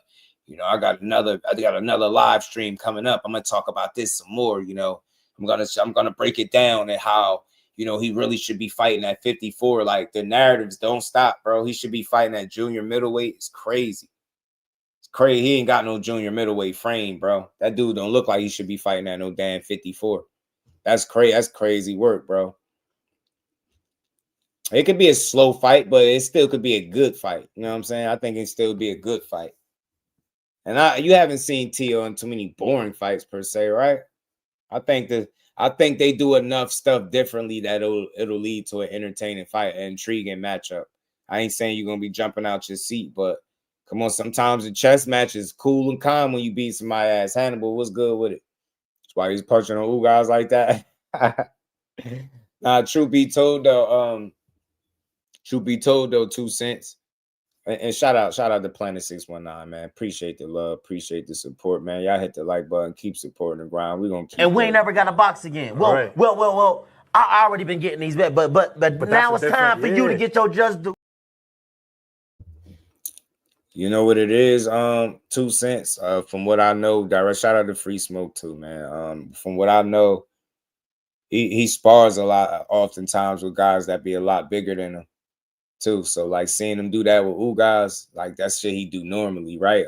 Getting there with them bigger guys, even guys bigger than him, considerably bigger than him, and get in there and give him a go. Dude, I mean, I done heard some really some wild ass stories, like good stories, but some wild stuff. So hey, I think so too, Irvin. I think so too, bro. I think he could be a bit stronger at 40. I'm interested to see how he look. He's saying it, but I want to see it. You know what I mean? I'm always interested to see how a fighter gonna look in another weight class. I mean, look, Devin Haney moved up to 47 full-fledged. He looked pretty sturdy in there, right? I ain't saying he no puncher all of a sudden, but he looked sturdy. He looked like he kind of got the kind of punches, like I've always said, that if you don't see it, he catch you real sharp. And his punch placement is good. He could put you down. So I want to see how Shakur having to cut less helps or hurts him. You know what I'm saying? I want to see if you know how it affects him if he looked like he a bit stronger. Because I know when he first fight at 35, I know he looked a certain way. He looked sturdy, moving right up. You know what I mean, looked fresh against Yoshino, who was undefeated and had a couple of good solid wins. He polished him, right? So be interesting to see how he looked for a first fight at 40, man. Because to my knowledge, you know, he tried to acclimate with a little pre-camp to this weight class. So let's see how it look. Say 148.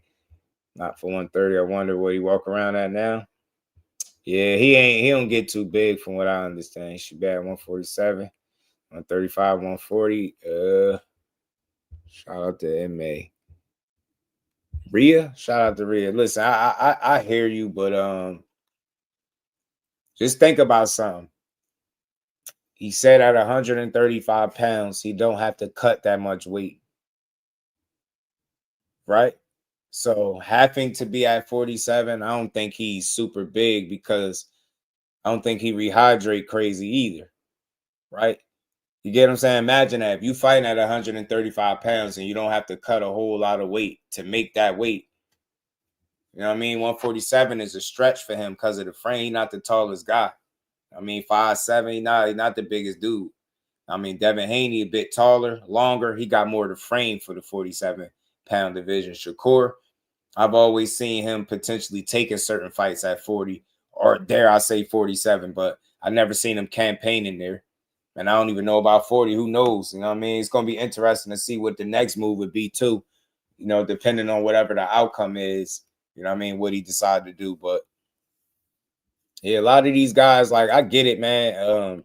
You know, it's a lot of fighters that shrink down to make these weights. But I don't feel like he's one of those dudes that's getting in a fight, having some crazy big-ass weight advantage every time he get in a fight. You know what I mean? Every time he get in the ring. You know what I'm saying? I've watched the fights. I haven't seen that. And this dude, shit, he had to grow into 35 a bit, it seemed like. You know what I mean? He filled out. You know what I mean? He looked good the first fight, but I think he looked even – I think he looked his best in his last fight. 5 pounds of muscle. I'm telling you, do it the right way. Put it on the right way and go in there and kick to your ass. So it was 5'11", fighting at 135. I'm down at 60, right? So you can get it off a little bit when you're young, Hannibal. You know what I'm saying? You can get it off a little bit, but I'm glad to see that he on point with his weight, because this fight gonna come up fast, man. It ain't gonna take long. It ain't gonna take long. It was like, it's crazy because not too long ago it was being talked about, and then it was being talked that Teal was moving funny, and then I got word that it was signed, and then it got announced. Then they start promoting it immediately. So this shit moving right along. This shit gonna come quick, man. It's gonna come quick. It's gonna come quick, man. I want to play something for y'all from Abel Sanchez, man. Abel Sanchez had made a pick on this fight. He made a pick on Shakur and T.O. And he also spoke about Bud and the sanctioning fee situation. I wanted to talk about it a little bit. Put my money on the underdog. I do think this fight is 50-50. I get it. You're a betting man. Sometimes betting men just go for the underdog. Might be some good money there. Yeah, I'm excited for it, man. I'm excited, you know what I mean, to see how well he can do against a guy that's as good as Teofimo. And I'm looking forward to him being the best version of himself. That's what I think he's going to be up against. So it's going to be a good fight. And I don't think it's just going to be like, easy, but I think he has the opportunity to make this look easier than people think. Just up to him. I'm telling you, it's up to Shakur. I'm so serious. It's up to him because I feel like A+ games fully switched on. Y'all gonna be impressed again. I'm telling you, Zepeda was just one. That was just one guy. Now I think he could show out against him too. T.O. or win a fight in a way where you'd be like, yeah, that dude one of them. So I think that's what we walk away from this fight feeling like. You get what I'm saying? I'm definitely geeked for Ryan Garcia. Ryan Garcia was in these Twitter spaces. I think he said he betting on Core. I got Shakur Stevenson beat him. You got Shakur? You don't think T was gonna win? Nah, bro. Nah. Damn, bro. I'm not gonna lie. I got T.O. too, bro. You guys got T.O.? How much you guys want to bet, bro? I got two. How much you guys want to bet anytime? Bet, bro. I don't got money compared to you. Nah, I'll bet. Hey, I'll bet in your tax bracket, bro. 100. Let's do 100. I'll bet 100, bro. Let's bet 100. Yeah, let's do 100. Do it. I'll bet 500 on T.O. And what form of style you think Shakur would beat T.O.? Boxing him like he always does, bro. You think it's going to decision? T.O. down? Nah. They're gonna be playing chess for a little bit, and then Shakur's gonna break away by like the 4th, 5th, 6th, and then it's gonna get ugly by like the 9th, 10th. I think Shakur gonna start picking them apart nasty. I don't see that happening. I see Shakur on his pedal bike all night. Nah, bro. What? Teofimo don't even put pressure like that. How can he be on a pedal bike if he don't put no pressure, real pressure like that? But T.O. could crack a little bit. Yeah, he could crack, but he's not. I make a great point. They both got tough ass defense, though. Yeah, Shakur just has to watch for a single shot here, single shot there. He's not gonna worry about volume coming forward, hard hitting guys. He's gonna be watching for 1, 2 shots at a time. Teofimo just doesn't put pressure like that for Shakur to even run. It's that's just what it is. Unless he changes up his whole game plan and his whole fighting style.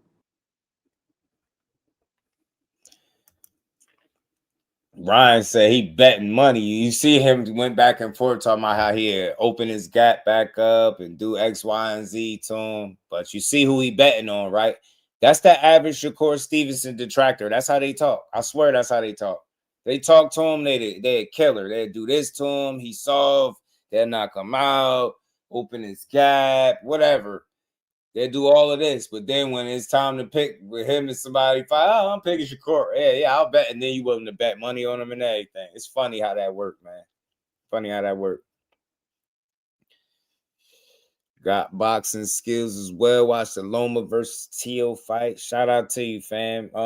Talk to me. It's a good conversation before we move on to the next topic. How you figure Shakur overlooking T.O.? What has Shakur said? Because look, I don't know what you heard. Let me know if you heard something he said that will give you the indicator that he's overlooking him, because all I keep hearing Shakur say is T.O. a great fighter. He a hell of a fighter. You know what I mean? He was good in the amateurs. He's always winning stuff. He was amongst the top guys. I'm not hearing nothing. The only thing I do hear him say is he going to beat him still. He confident. He confident that he can beat him for sure, but I ain't hear one thing that make it sound like he overlooking T.O. He just keep giving him credit for his skills. It's T.O. that's saying Shakur like he's slow or, he's weak. Like his biggest weakness is mental. Like, right? He always let the people get to him. Get what I'm saying? Like the people get in his head. Like, so I don't know. I'll say if it's anybody that could be potentially maybe overlooking just slightly, it'd be T.O. because of some of the stuff he said directly. I haven't heard Shakur undermine or downplay T.O.'s skill set. I've heard him keep giving him credit. You know what I'm saying? And that's smart to do. Dang, what it do, homie? You know what I mean? Because when you kick his ass, You know, you want credit for it. You know what I'm saying? You ain't on record for saying he was a bum and all this stuff, right? So it's going to be a fight. It's going to be one of them ones, man. I truly believe it's going to be a great fight. I do. But I don't think he overlooking him, no. You know what I'm saying? I think he preparing for the, and you hear what he said. They asked him, about the loss to Cambosis, and he said, look, I'd be stupid to expect that version of Teofimo. I'm expecting the very best version of Teofimo in the ring. He's saying all the right stuff. He understand that, what the fight is. He said he is the best person that he been in the ring with. That's the best fighter that he fought to date. So, I mean, he's saying everything. He acknowledging the right things. He not in denial. He not, he's not insecure about giving Tio his credit, right? To being a world-class, a good fighter, a top level talent. And he gonna go out there and exploit that. I just believe, man, much like my guy Ann McQueen mentioned, those moments where concentration is key, I think that's what Shakur shines to. It just like little nuances. It be little shit. It get a little bit deeper than X's and O's. Like, who can maintain that high level of concentration without making those big mistakes, those pivotal mistakes that cost you in the fight, right? You really start looking at it like that, and more times than not, it's Shakur, but can he be efficient and that mistake-free against a guy in Tio that's the naturally bigger guy, obviously, right? The established champion there. You moving in his weight class, is it going to look like it? Or is you going to get on your Bud Crawford and you're going to look like you've been at 140 in this Tio that, just moved up? How you going to make it look? You know what I mean? How you going to make it look? Yeah, man. Who take the lead? Who take that lead, Kyle? Or are they going to be double dutching? For me, I think you'll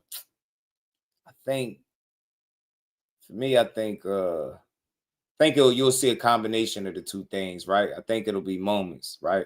Depending on the situation and what Tio's approach is. I think if Tio try to play the back foot for Shakur to get him, I think he'll try to if he has to. But I do believe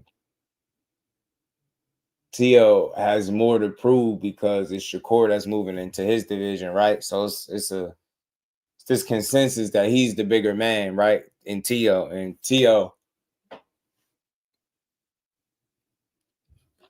dad has talked about moving up to 147 next. So they got some, I don't know, they could have put some pressure on themselves with that.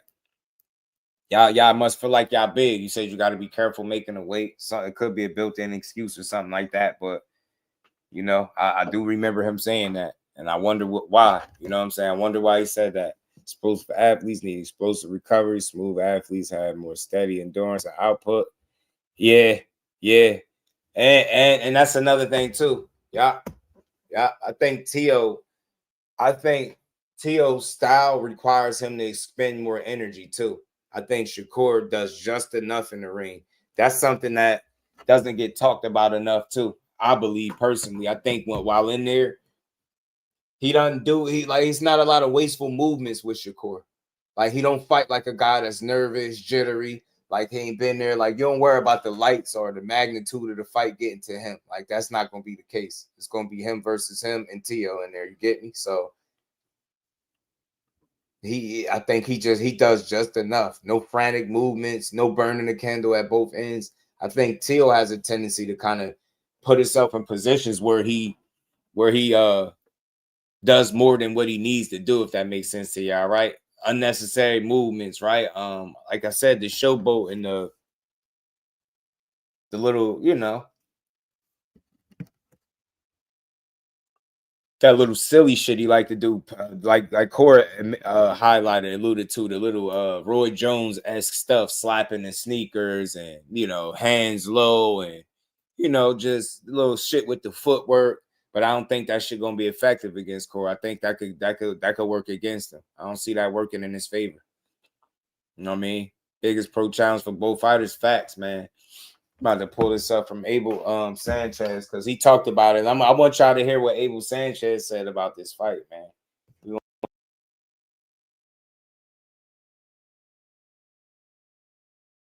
He said them stab jabs gonna Tio up. Yeah, I like that stab jab that Cora got to the body. That shit is money. It really is. That shit is money.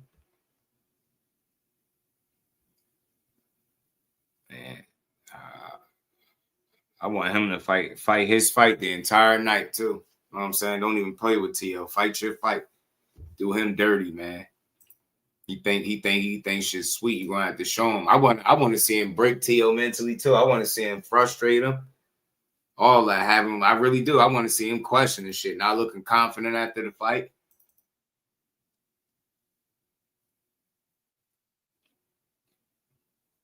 Yeah, man, that's what I like the most, Dante. The biggest challenge for both. That's why it's dope. That's why I say, man, to have negative conversations about them right now, you just like a hater today. Got to give these dudes credit for what they doing right now. Got to.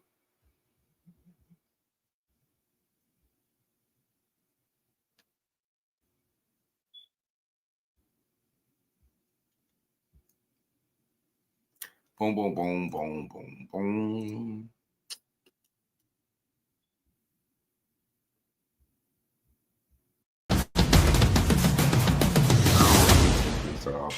Hey, Fight fans, it's Michelle Joy Phelps for Fight Hub TV, and I'm joined now with Abel Sanchez. Abel, thank you for taking the time here in Big Bear.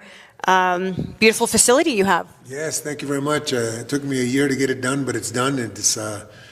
We've been training here now for about 4 months. So it came out a lot better than I thought it was going to come out, seriously.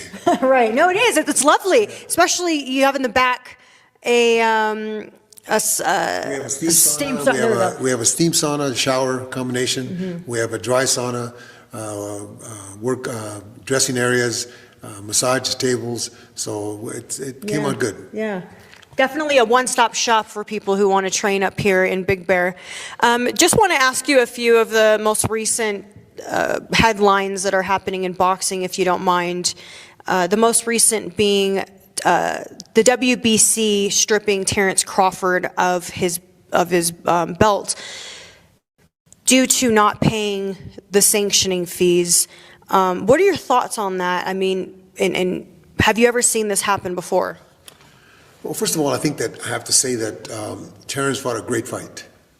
A great fight. One that y'all knew you didn't pick him to win. Not being honorable.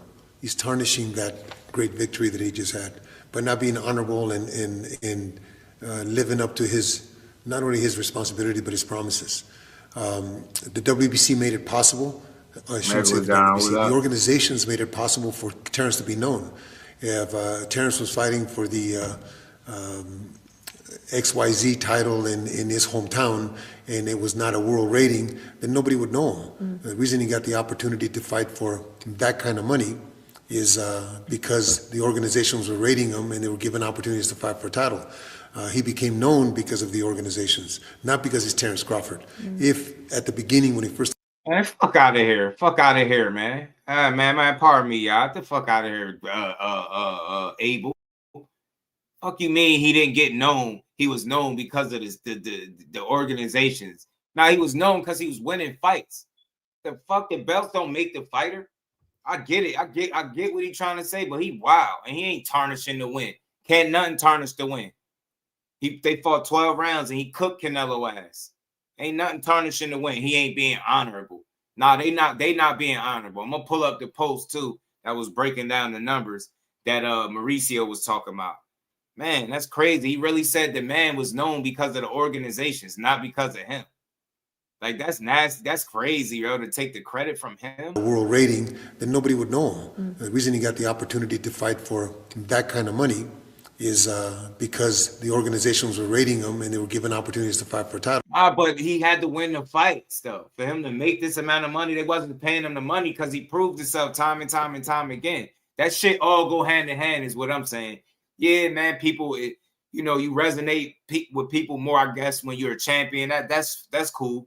But if you're not a good champion, he solidified himself and continued to prove to be one of the absolute best fighters in the world. He's been fighting title fights since, I believe, 2014. He's won all of them, undefeated in title fights. Like, you can't make this shit up, man. You just can't take that credit away from that man and say they know him because of the organizations. Without the organizations, nobody would know him.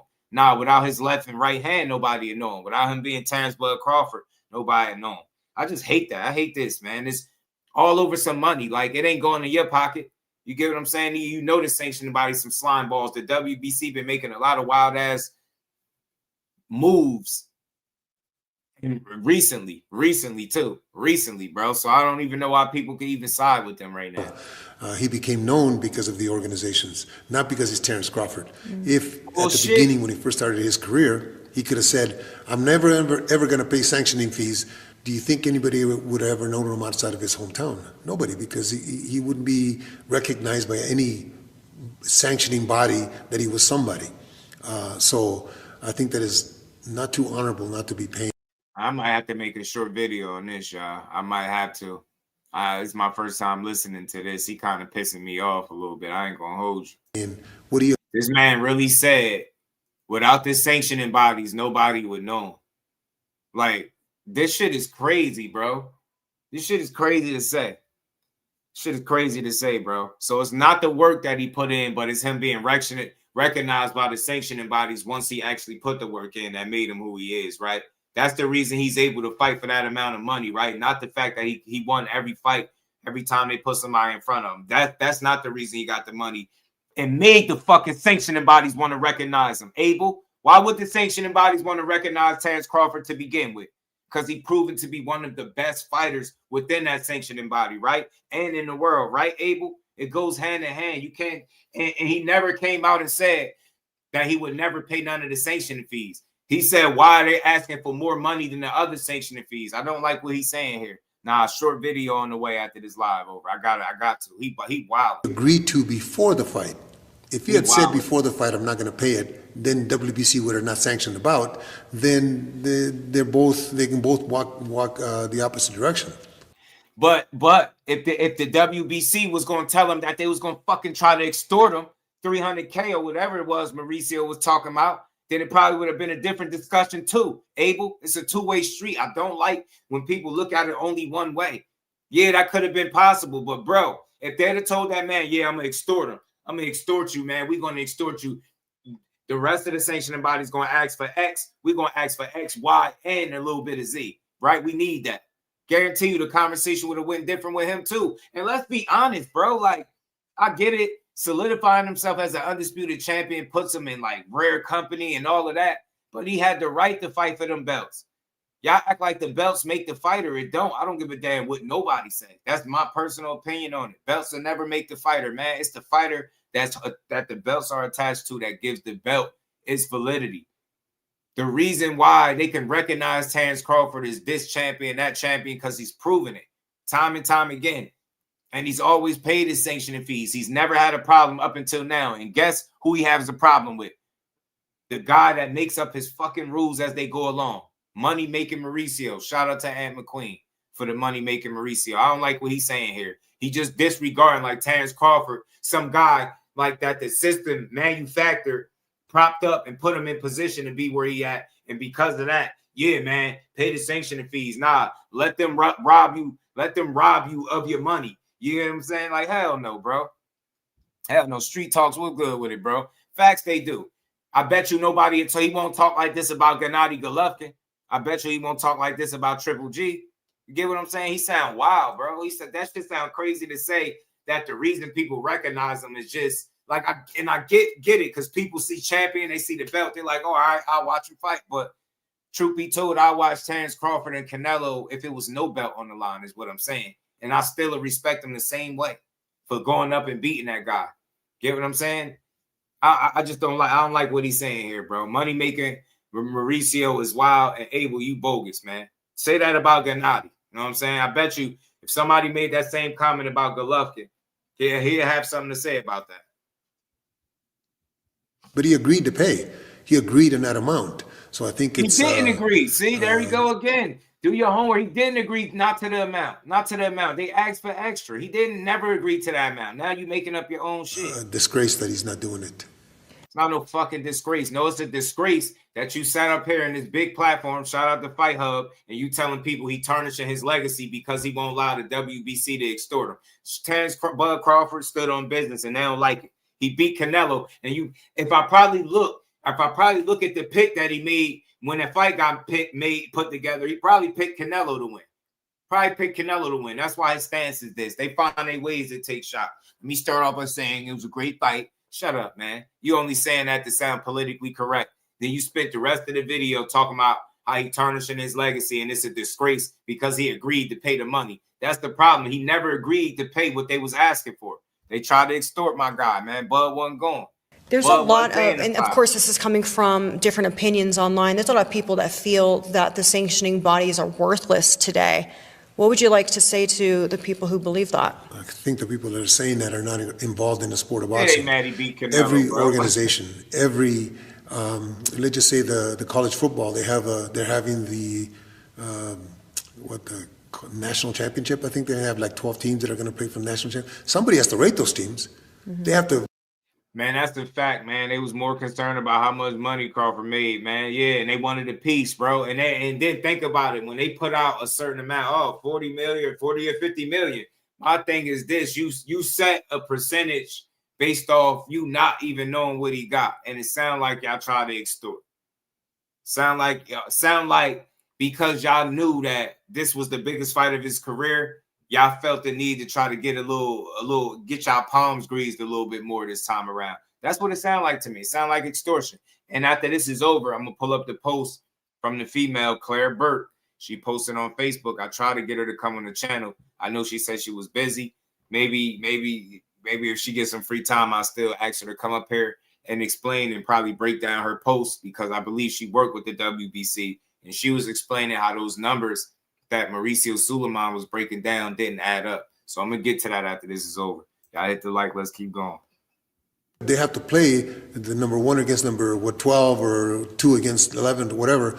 The same thing with a 64 when they play the college basketball 64, the tournament. Somebody has to rate them, and those people that rate them, or those organizations that rate them, I'm sure are making money also.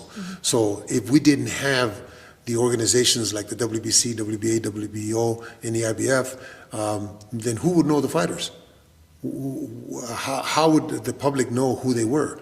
By them taking out ads, they're telling people that I'm 16-0 now, or I'm 15-0. No, there's a reason why they're moving up the rankings, because they're getting better. They move up the rankings in these organizations to be able to challenge for a belt. If they were not moving up those rankings, they would not be challenging for a belt. But if they're not winning fights, they're not going to be challenging for a belt. It goes hand in hand. You can't dismiss the talent without. It's not like they crowning champions without them putting in the work. Abel, you making it seem like they're solely just the only way we can recognize the fighters is because of the sanctioning body. Man, bullshit. People don't even pay attention and don't even be knowing all the sanctioning bodies. And I'll let y'all know. Shout out to my guy, and I ain't gonna say no names, but shout out to my guy that is my guy. Somebody a while ago, and he a content creator, he said ESPN was a sanctioning body. He said ESPN was a sanctioning body. Yes, he said that. Fans ain't worried about no fucking sanctioning bodies. Fans are complaining that it's too many belts. Abel, we recognize Terrence Crawford because since 2008, since he turned pro, he been beating ass, bro. We ain't doing that. It ain't just belts alone. Like, don't get me wrong, I ain't gonna say that, you know, him being a world champion and multiple divisions over didn't get him more fanfare or, you know, bring more attention to himself. But he could not have gotten those fights. He could not have gotten in position to fight for those titles if he wasn't winning fights. Do you understand what I'm saying to y'all? He making it seem like, you just wake up one day and they just move you up the rankings and put you in position to get a belt. No, you got to fight to get in position. So I don't give a damn, even though he got partially making a point, and I get it, but the shit go hand in hand, because without you winning and winning consecutively at a high level, proving yourself, beating everybody put in front of you, you don't get to the position Terrence Crawford did. So without those belts, if he was 40+ and know the way he is, he would be looked at as one of the best fighters in the world. It ain't just the belts alone. Like, don't get us wrong. You able to, you know, you solidify yourself in a different space when you're able to say, yo, I was champion in this division. You know, I had all the belts in this division, so on and so forth. But without you winning the fights that are put in front of you, you can't say those things either. So it all go hand in hand. You can't dismiss the talent that the belts are attached to. The way it sounds to me, he almost makes it seem like the belt is the whole reason that they're noticeable. The belt is the whole reason that they're good. No, it's the fighter is the reason that the belt has validity to it. How do I know that? Because when they tell you all the people that held the Ring magazine belt, is for what? To tell you, to highlight its importance. And how do you know if the Ring Magazine belt is important? Because they'll tell you X had it, Y had it, Z had it, right? They'll name all the best fighters in the world that held the belt. Same thing with the WBC belt. They'll tell you all the fighters that held that belt. That's what fucking makes the belt. Fuck out of here. If you wake up one day and you just create a belt and then somebody holding it, that shit don't mean nothing. It don't mean nothing. It's the fighters that gave these belts validity. And they found a way to make money off the blood, sweat, and tears of these fighters, bro. And because Terrence Crawford made a stand, you want to sit up here and talk about how it's a disgrace and he tarnishing the win? Miss me with that shit. Get out of there. See what's good with it. Fuck them trophies. Facts. It's the fighters. Because every time they tell you, well, the Ring Magazine belt is important because all of these different fighters of yesteryear held the belt. Not the other way around. Not the other way around. The belt do not make the champions, man. The champions make them fucking belts, man. I've been saying this shit since I had a channel. I don't care what he say. I don't care what he say. Y'all know I ain't right. Y'all know I'm right. Every single time they highlight how a belt or why a belt is of any importance in the sport of boxing is because of what? Muhammad Ali had this belt. Joe Frazier had this belt. Sonny Liston had this belt. Y'all get it, just throwing examples out there. Sugar Ray had this belt. Tommy Hearns had this belt. That's why the belts fucking matter, because of the people that held it before him. Not simply Terrence Crawford. He act like the sanctioning bodies made Terrence Crawford, and I'm not buying that bullshit. He need to reassess what he's saying. All over some money, Abel. All over some money. You saying all of that? You just completely dismiss this man as a talent, bro. The belts, them belts. And if you have a 10-round fight somewhere, it pays, say, small number, say it's $100. If you have a championship fight, now it's worth $500. So the belts make a difference. Just like when we were kids and we used to race motorcycles or bicycles, we didn't race for money. We raced for a little trinket, a little trophy that we still keep. I don't know if you keep your trophies, but I know. See, but that's the problem. It's called prize fighting. They fight for money. I can't believe that's a weak ass analogy, Abel. You just compared racing as a kid, as a fucking kid, to boxing. What are we talking about? That is a terrible example right there. Now, when we raced as kids, we didn't race for the money. We raced for the little trinkets. Well, they're not fucking kids. And newsflash, you wasn't professionals. They're professional prize fighters. Let me say that. Professional prize fighters. They're not kids racing cars and shit for trophies. Let a fighter know that let Terrence Crawford or Canelo Alvarez know that they can fight for undisputed, but you know what? We're not gonna pay you, but you can still fight for these trophies and see how many people still fight. Let a prize fighter know, a professional prize fighter know that, you want to fight for the WBO, the WBA, the IBF, the WBC, and the Ring Magazine, all the belts on the line, and one we just made up out of thin air. Yeah, we're going to let you fight for 5 of these belts. But y'all ain't getting paid, though. Y'all ain't getting paid. Y'all just going to get these belts. And see how many fucking undisputed fights we get. Get out of here, man. I can't believe that was a terrible fucking example. Let's run it back. I can't believe he just compared a sport that you can't play to some shit that he did as kids. As fucking kids, and you compared that to grown-ass professional prize fighters that fight for a prize, bro. It's people that accept being a B-side because they know they can make money off it. Where they don't give a fuck about calling themselves no world champion. I don't give a damn how many fighters sell it to me. Being financially stable is always going to be one of the most important things you can do as a boxer, bro. You taking years of your life away from the sport. You get what I'm saying? From boxing, off your life from boxing, man. Hell no. You let a fighter know, we're going to let you fight for these belts, but you ain't getting paid. It's for free. And watch how many undisputed fights we don't get. Ain't nobody out here just fighting for no fucking trinkets. For a belt. And if you have a 10-round fight somewhere, it pays, say, small number, say it's $100. If you have a championship fight, now it's worth $500.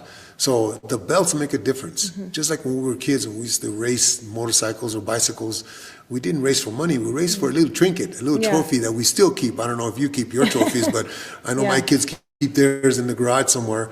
So we race for that trinket, and that belt is the trinket that we make money off of this. Yes, But Nah, Terrence Crawford, nah. You just said you didn't do it for money. You see how he contradicted himself? I'm on his ass with this terrible fucking example. Nah, let me run this back a couple seconds. You see how he just started talking about money? He just said when we was kids, we didn't do it for money. ride So what are somewhere. you talking about? So we race for that trinket, and that belt is the trinket that we make money off of this. Yes, but Terrence Crawford made. Ain't no fucking but. You make money after just saying you didn't make money as a kid. You see why you can't compare the two? There was no big ass cash prize at the end of racing for that trinket. Yeah, they gave you a little funky ass trophy and sent you on your way. These dudes is fighting with their life on the line. You get what I'm saying? They're spending months in training camp, weeks on end in training camps away from their families. Do you see how you can't compare the two? The preparation that it take to go into a boxing match and a damn race is not even remotely the same. And I know Abel know better than to make this poor ass example right here. Poor ass example, bro. Poor ass example. $50 million, not because he's Terrence Crawford. He made it because the organizations put him there. Mm-hmm. Oh my God. I disagree with that. And I don't never like to disagree with nobody. I disagree with that shit. I disagree with that. I disagree with that fucking shit. So these people are paying him just because he's holding shiny belts. And don't get me wrong, I don't want to be ignorant and say like without belts, like, you know, the extra money come with the trinkets. I get that. But what I'm saying is, it seems like he's very dismissive of the talent that you have to possess to be able to constantly fight these fights and put yourself in position in these sanctioning bodies, sanctioning organizations to fight for these fucking trinkets. You can't do it without the talent, unless you're just some manufactured guy that they put in position to look like something. Terrence Crawford is not that.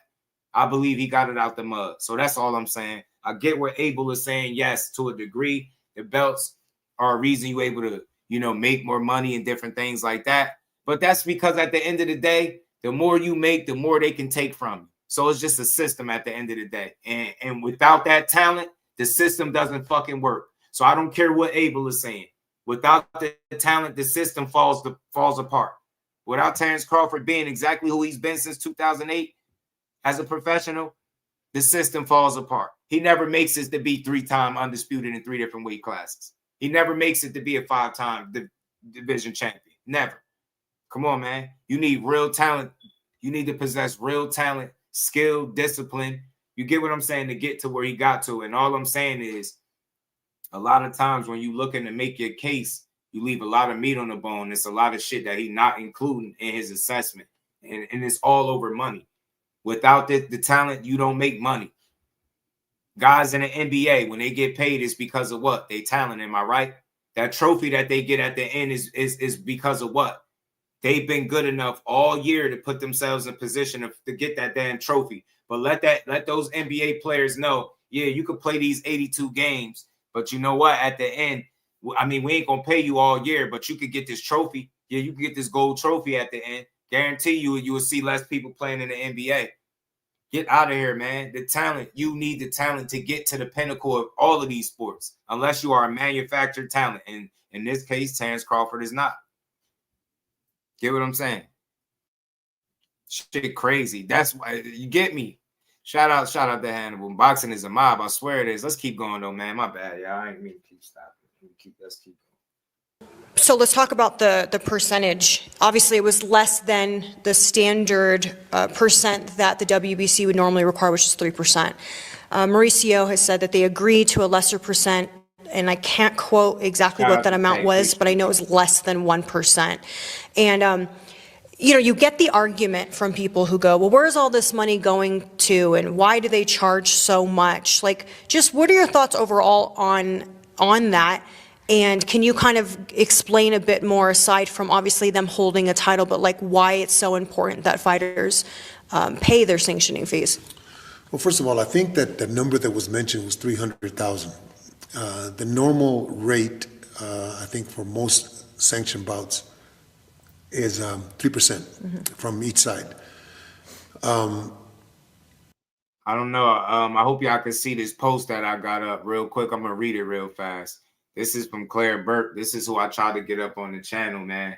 I believe she used to work with former employee of the WBC, right? Said the WBC wants us to believe most of their sanctioning fees go to Jose Suleiman's Boxers Fund, even saying $225K of Crawford's $300K fee were going into the fund. But the fund administered by the Nevada Community Foundation has only distributed $2.4 million since 2012, while a single fundraising gale for the fund raised $1.2 million in 2019. Look at this shit, bro. One must include that allocating $225K from a single 300K sanctioning fee will be unusually large and unbelievable when the fund's total lifetime disbursements are only $2.4 million since 2012. The numbers don't align. Here's the math. Put $240K fund lifetime total raised from a single fundraising event in 2019. That's $1.2 million of it. $225,000 was to be allocated from Crawford's sanctioning fee. She said that means only $995,000 was allocated to the fund in 13 years of the WBC title fights, 13 years of fundraising events, donations from private donors, and other profits. And then she put at the end, the math ain't mathing, bro. Like, she broke this shit down. I wanted to speak there. I'm like, man, talk to the people and let them know. She said it, hashtag, the math ain't mathing. You get what I'm saying? You know what I'm saying? The WBC Boxers Fund. She put that shit in plain as possible, bro. So while he's sitting up here trying to make it seem like, oh, it was, I hate when somebody try to make it seem like $300,000 ain't shit. I want to reach through the damn computer, the laptop, and cyberly choke him, yo. Shut up. Shut up, bro.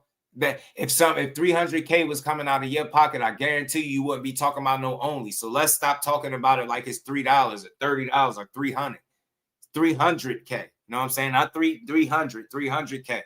Talking about some damn only. So I'm gonna leave this post up here and I'm gonna let him just keep talking. But you see how they downplay the money. But look how she broke this shit down. It don't get no clearer than that. The math ain't mathing. And all the time that this fund has been here, y'all only made 2.4 million. But off this one person alone, you was gonna get 225K. That shit don't even make sense. Do the math on what she talking about. She got the numbers right. I was looking at this shit like, damn, she on the money with this shit. You know, you get the argument from people who go, well, where's all this money going to, and why do they charge so much? Like, just what are your thoughts overall on that? And can you kind of explain a bit more, aside from obviously them holding a title, but like why it's so important that fighters pay their sanctioning fees? Well, first of all, I think that the number that was mentioned was 300,000. The normal rate, I think, for most sanctioned bouts is 3%. Mm-hmm. And yeah, 3%. But dig this. They tried to make it seem like they was cutting them a break by saying that the normal rate is 3%. We was only taking 0.6%. Shut up, man. You was trying to get over. You tried to extort Bud and he was on y'all ass. Look at the numbers. Look at the numbers up there, man. From each side. That when you get to a bigger number, obviously there's 50 million, obviously you have to negotiate. So he negotiated that before the fight, not only with the WBC, but with WBC. And there you go again. Mauricio said 40 or 50 million. So it's unclear as to how much Bud Crawford made. And remember, Bud responded. He said you were speculating. You don't even know how much money he got. And that's what it sounded like to me, bro. This shit ain't rocket science, bro. At the end of the day, it sounded like they asked for a percent based off money that they thought he made, or whether they didn't know exactly what he did get, but they knew they was trying to get a certain amount of money from him, and he wasn't beat. He put his foot down. Take y'all little funky ass belt. Because without all the great fighters with my kind of talent holding these belts through the years, your belt will have no fucking validity. The same way a franchise title has no validity, or those belts that you just make for certain special fights, them shits don't matter. They look good. They're trinkets and trophies, but they don't matter. That's the same position every other belt is in when it's first established. The shit don't have its meaning till you have several fighters through your years that's been proven to be the best fighters in the world holding that title, that those titles start to have validity to them. Miss me with that shit. Fighters make the belts, not the other way around, man. We're going to have that conversation. BA, WBO, and IBF. Fighters make the belts. I don't know what Abel talking about. If he agreed to it, his ass bogus. If he didn't agree with it, let's just say, then he shouldn't have fought for the WBC belt. What the organizations do with that money is really none of anybody's business. It's a business that they use it for charity, that they use it to help other fighters, that they use it for, that's their business. They're not asking. And that's bullshit. And we know that's not the whole story, bro. Look at the numbers that she got up here, bro. Look at the numbers. Oh, a lifetime fund. Half of it was pretty much raised from a single fundraiser in 2019. Half of the money allocated. Yo, you can't make this something. That's why she said hashtag the math ain't mathing. They act like they not in 5-star hotels and trips and all types of shit, throwing conventions. How y'all able to pay for all of that shit? With the money that y'all getting from the fighters. So miss me with all this holy shit that, oh yeah, we're just taking care of all these fighters. And then every time we turn around, we hear another story of how a fighter can't get help and how they gave everything to boxing and can't get nothing back. The Nick Blackwells, the Pritchard Colognes of the world, man, miss me with that shit. Ain't nobody helping them. Miss me with that what shit. he's doing I guess with it his don't money. apply to them. They're not asking me what I'm doing with my money. So I think that the organizations, I believe the WBC has some kind of program in Vegas where they help other older fighters and retired fighters. They do. If you can ask me for an extra amount of money that you're not supposed to be asking me for and essentially extort me, and it's coming out of my purse, I can ask you where it's going. I don't know what Abel talking about. He's talking like he worked for the WBC. But really, it's nobody's business. The fan, it's not costing the fan a dime. See, it's nobody's business, but you talking about it like it's your business. It's not costing the fans a dime. But it doesn't mean you should rob the fighter, though. And to think no other fighter has had to complain about this but Bud. And he outed them, man. He exposed them by saying, y'all the only ones y'all asked for more than everybody else. Nobody has been able to answer that question yet. All sanctioning bodies ain't created equal. Nobody answered that question. Bud threw that out there. Why do y'all deserve more than everybody else? And nobody can say that. And that's an honest question because I would love to know the answer. I don't got all the answers. I would love to know some game and what I'm missing. What am I missing? I still think they some crooks and they try to extort my guy. And he wasn't going, man. Wasn't going. But now he going to sit up here and say how it's nobody's business where the money go. But they make it our business when you speak about 40 or 50 million that Bud may or may not have made, and you only usually take 3%, but you're taking 0.6, and that's only 300K and 225. You telling us the business. But then when you break it down and see that that's not how it's being distributed, then somebody lying. Come on, man. I don't believe them. They some crooks, man. Ain't no way in hell that the sanctioning bodies is all about making sure the fighters is good. I don't believe that shit for a second at all. Damon, what's good with it, bro? So the fan really has nothing to critique or I'll get to it. I ain't gonna be on too much longer. I'll get to the Pacheco card in a second. Y'all hit the like button, sub to the channel, support the grind. We just building. or to ask questions because it's not their money. They have a company, which is the organizations that they pay, let's just say the chairmans of Africa to go look at fights, to go see fighters fight so that they can rate them. That money has to come from somewhere. Those people need to be paid somehow. So the organizations have a structure where they take care of their people so that they can get the ratings from all over the world, so that everybody that's eligible or qualified to be rated is rated. If they didn't have representatives in Africa, let's just say, and there was a lot of great fighters in Africa, why aren't they getting the opportunity to fight for a world title to make more money? So all those monies that are being collected are being used for a lot of different reasons in the structure of the organization, and it should be nobody's business where that money goes, in my opinion.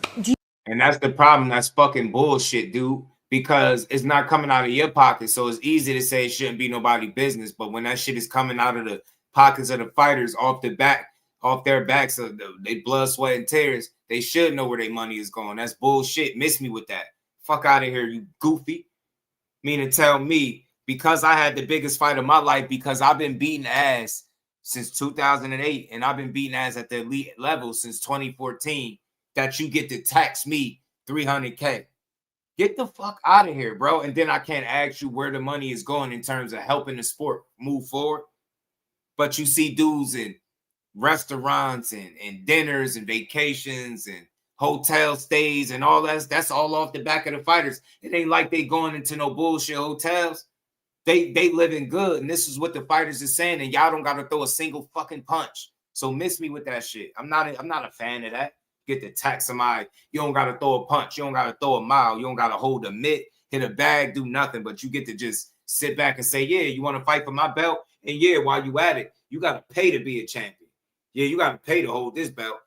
After yeah, your blood, sweat, and tears is not enough to hold my belt. You got to pay for it too. Fuck that system. The Ring magazine, the Ring belt is the best belt to me because it ain't no fees attached to it.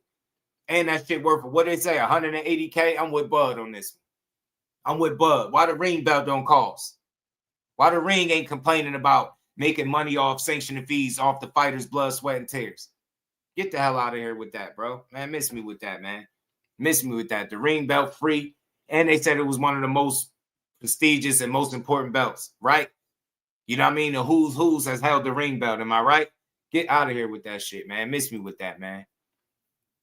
Miss me with that. Do you happen to know like what happens now? Like if a fighter says that they're going to do something and then they don't do it, like is there some sort of legal repercussion for that? I mean, I'm not sure. I've never seen Bud to get sued out this bitch. Of the years I've been covering boxing, I've not seen this happen. I don't believe there's a legal repercussion. I think that he made an agreement. He signed a contract. A verbal agreement. No, he signed a contract. Oh, okay, yeah. He signed a contract. Well, that's what I'm saying. Like if there's a Nah. Until somebody can answer why the WBC get more, I ain't trying to hear shit. Cause that just sound fishy to me. So I'm with Bud. If there's a binding legal document that says that he has to pay and he doesn't pay it. Well, I don't know what the organizations require them to be able to sanction about. I think that because of this, the rules will change with the organizations. Mm-hmm. Their requirements will be different. But as far as what happens in the future with other fighters, let's just have all the fighters now that have balls say, I'm not going to pay any sanction fees for any title fight. I can bet you dollars to donuts that they'll never get a title shot. Yeah. They can fight for the Big Bear belt if they want. It's not going to make a difference. So, and they're never going to be rated either. So they can make that. They can make that claim today before they fight for anything that they're not going to pay. And I promise you, they're not going to fight for any title. Now, as far as Terrence is concerned, he's 38 years old. Mm-hmm. He's not going to fight for any. He's done what has never been done before. Mm-hmm. And it's annoying to me, Damon, that they act like they didn't try to screw him over here. Abel must don't got all his facts straight. Because he ain't signed no contract to pay no $300K. Now, I mean, or I think he would have just paid it. He ain't never had no problem no other point in his career, bro. Why have a problem now? That's because y'all try to get it off on him and he wasn't going. He wasn't going, man. Get y'all ass out of here, man.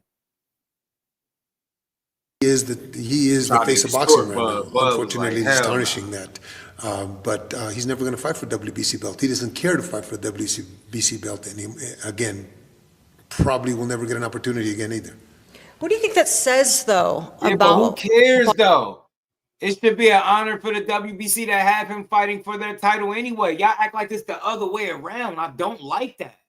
Because even if it's in fact like it should be an honor for Bud Crawford to fight for that sanctioning body because of who held the belts, but it's still about the fighters. The fighters gave the belts the validity that it holds today, and still to this day. The WBC should be proud to let that Terrence Crawford was, you know what I mean, holding y'all titles, bro. He did this shit the right way. Now y'all about to trip over some money that you try to rob him of? Nah, man, hell no. Boxing at the moment that there are some fighters who are looking at it as in like, well, we don't need the belts. Why are we paying all of this money towards the belts? Like, do you see that shift happening, that we might potentially see the belts phase out? Never. You're trying to get some answers out Never, of it, because if there's 3 or 4 fighters, maybe a list of 10 fighters in the world that maybe don't need the belts. The rest of the fighters do. Nobody knows them. Mm-hmm. The only way they're going to know them is if they're champions. Mm-hmm. If they fight a 10-round fight somewhere for nothing, nobody's going to know that. There's prestige. There's prestige that comes with having the belts. Yeah, but TV's not going to cover that. HBO required title fights. They didn't require 10-round fights. They required title fights. Mm-hmm. DAZN requires. Fans are complaining because they're not getting the title fights. You know, it's a double-edged sword. Fans are complaining because Eddie Hearn's not putting on the fight that he promised he's going to put on, the title fights. Well, we need belts for title fights. Mm-hmm. You know, they're not going to put on a 10-round fight.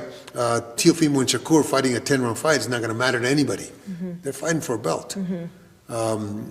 Shut the fuck up, man. Belt or not, Teofimo and Shakur is a good fight. And whether 10 round or 12, it's a great fight. I get what he's trying to say. I don't want to be a completely dismissive and act like he don't got no point at all, because he making some sense. But I think if he explored the whole of the situation and seen it from both sides, he only speaking from the side, like basically by him taking the stance that he took, he's saying the WBC is right. And I know I pretty much did the same on the opposite side, saying Terrence Crawford is right. I side with Terrence Crawford, right? I think he's right if he felt like they was asking for something that nobody else was, and he wasn't willing to do it without some type of explanation as to why y'all get to get more than everybody else. Everybody else accepted their money and moved on, and you out here in the public doing multiple interviews and different little segments. You speaking about my money, shit you don't know, and making it seem like all of the money is mainly going to help the fighters. So he's robbing the fighters. And he's tarnishing his legacy. He's a disgrace, this and that shit. Abel talking, man, get that out of here, man. He sound like old Ryan fight Barrios. If they were just fighting a 10-round fight, you couldn't put that on in here in Big Bear, and it wouldn't matter. Right. It wouldn't draw, it wouldn't sell. So the belts are very important for not only the prestige, but for they're fighting for something. Yeah, but the belts are for the fighters. We don't take them bitches home. The belts is for the fighters. We want to see the fights. Everybody in the world would watch Shakur fight Tank or Tio if it had belts or not. Everybody in the world would watch Devin fight Shakur or Devin fight Tank if the shit had no belt or not. So that's not all the way true.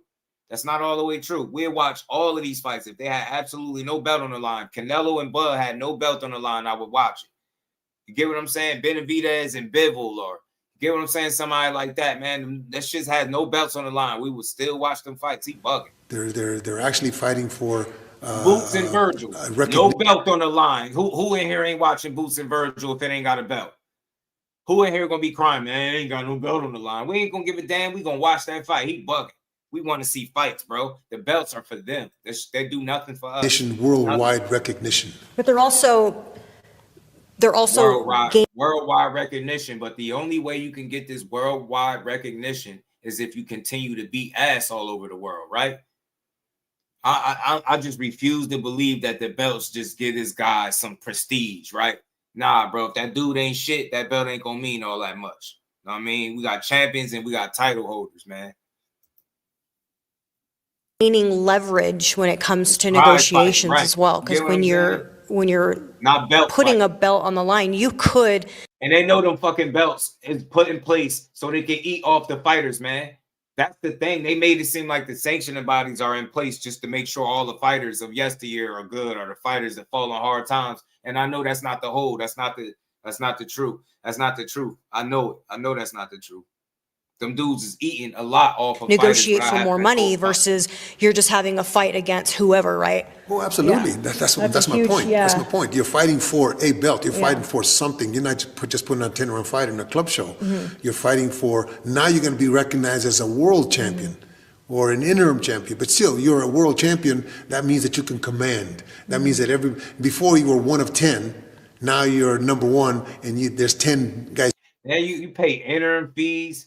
Even when you don't have a belt, you got to pay fees, I believe. I forgot who just dropped that information, man. So that shit is about money, bro. That's why they keep coming up with all them belts, because they found a way to make money without having to truly lift a finger physically and take a single punch. Chasing you. So, yeah, they're necessary. In my opinion, they're necessary. That the organizations now will, I'm sure, will clamp down on what their requirements are going to be now. Right. And the only ones that suffer is us, because we have one guy that's not being honorable.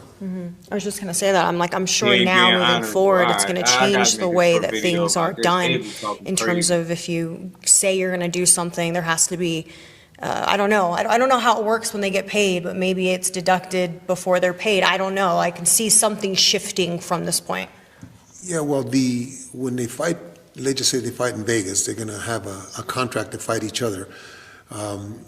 If it's going to be sanctioned by a particular organization, I think that we're going to get to the point where they're going to have a contract too, and it has to be just like the manager's part and the trainer's part sometimes are deducted from the purse. I think that that's what's going to have to happen if they have an agreement or not to sanction it. I think that the best thing to do for the WBC now is to if they don't have, or WBA or any of those, if they don't have that, just don't sanction the bout.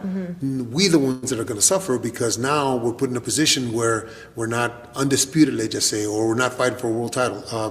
Fulton just lost the other night, and he was overweight, so he couldn't fight for a title. So is Fulton going to make the kind of money he makes? He eventually lost, but is he going to make the kind of money he would eventually make as a champion, as a 10-round fighter? Absolutely not. It doesn't work that way. And look, Abel does, he does make a point, but it's stuff that he leaving out, of course, to make the argument that he's making. To with his stance, he got to, I guess, conveniently leave certain details out, and I get that. But again, the way that you get to these titles, you have to be a certain caliber of fighter. Period. You know what I'm saying? Period. You get me? So, and at the end of the day, the reason that these sanctioning fees are in place, yeah, they maybe some of the money go to helping fighters. I wouldn't say none of it do, but let's not act like these dudes over the years ain't been crooks and found a way to capitalize off the blood, sweat, and tears of the fighters, bro. But the sanction fees, you've heard fighters through the years complain about where the money is going. So don't tell me that I got to pay you something. I got to pay you to be a champion after I just went out there and risked my life. Think about that. Risking my life wasn't enough to hold your belt. I should be able to hold your belt because I went out there and risked my life for 12 rounds, right? That's not enough. I got to pay you to hold my... You get what I'm trying to say, y'all? Shit is wild to me. Shit is wild. Shit is really wild to me.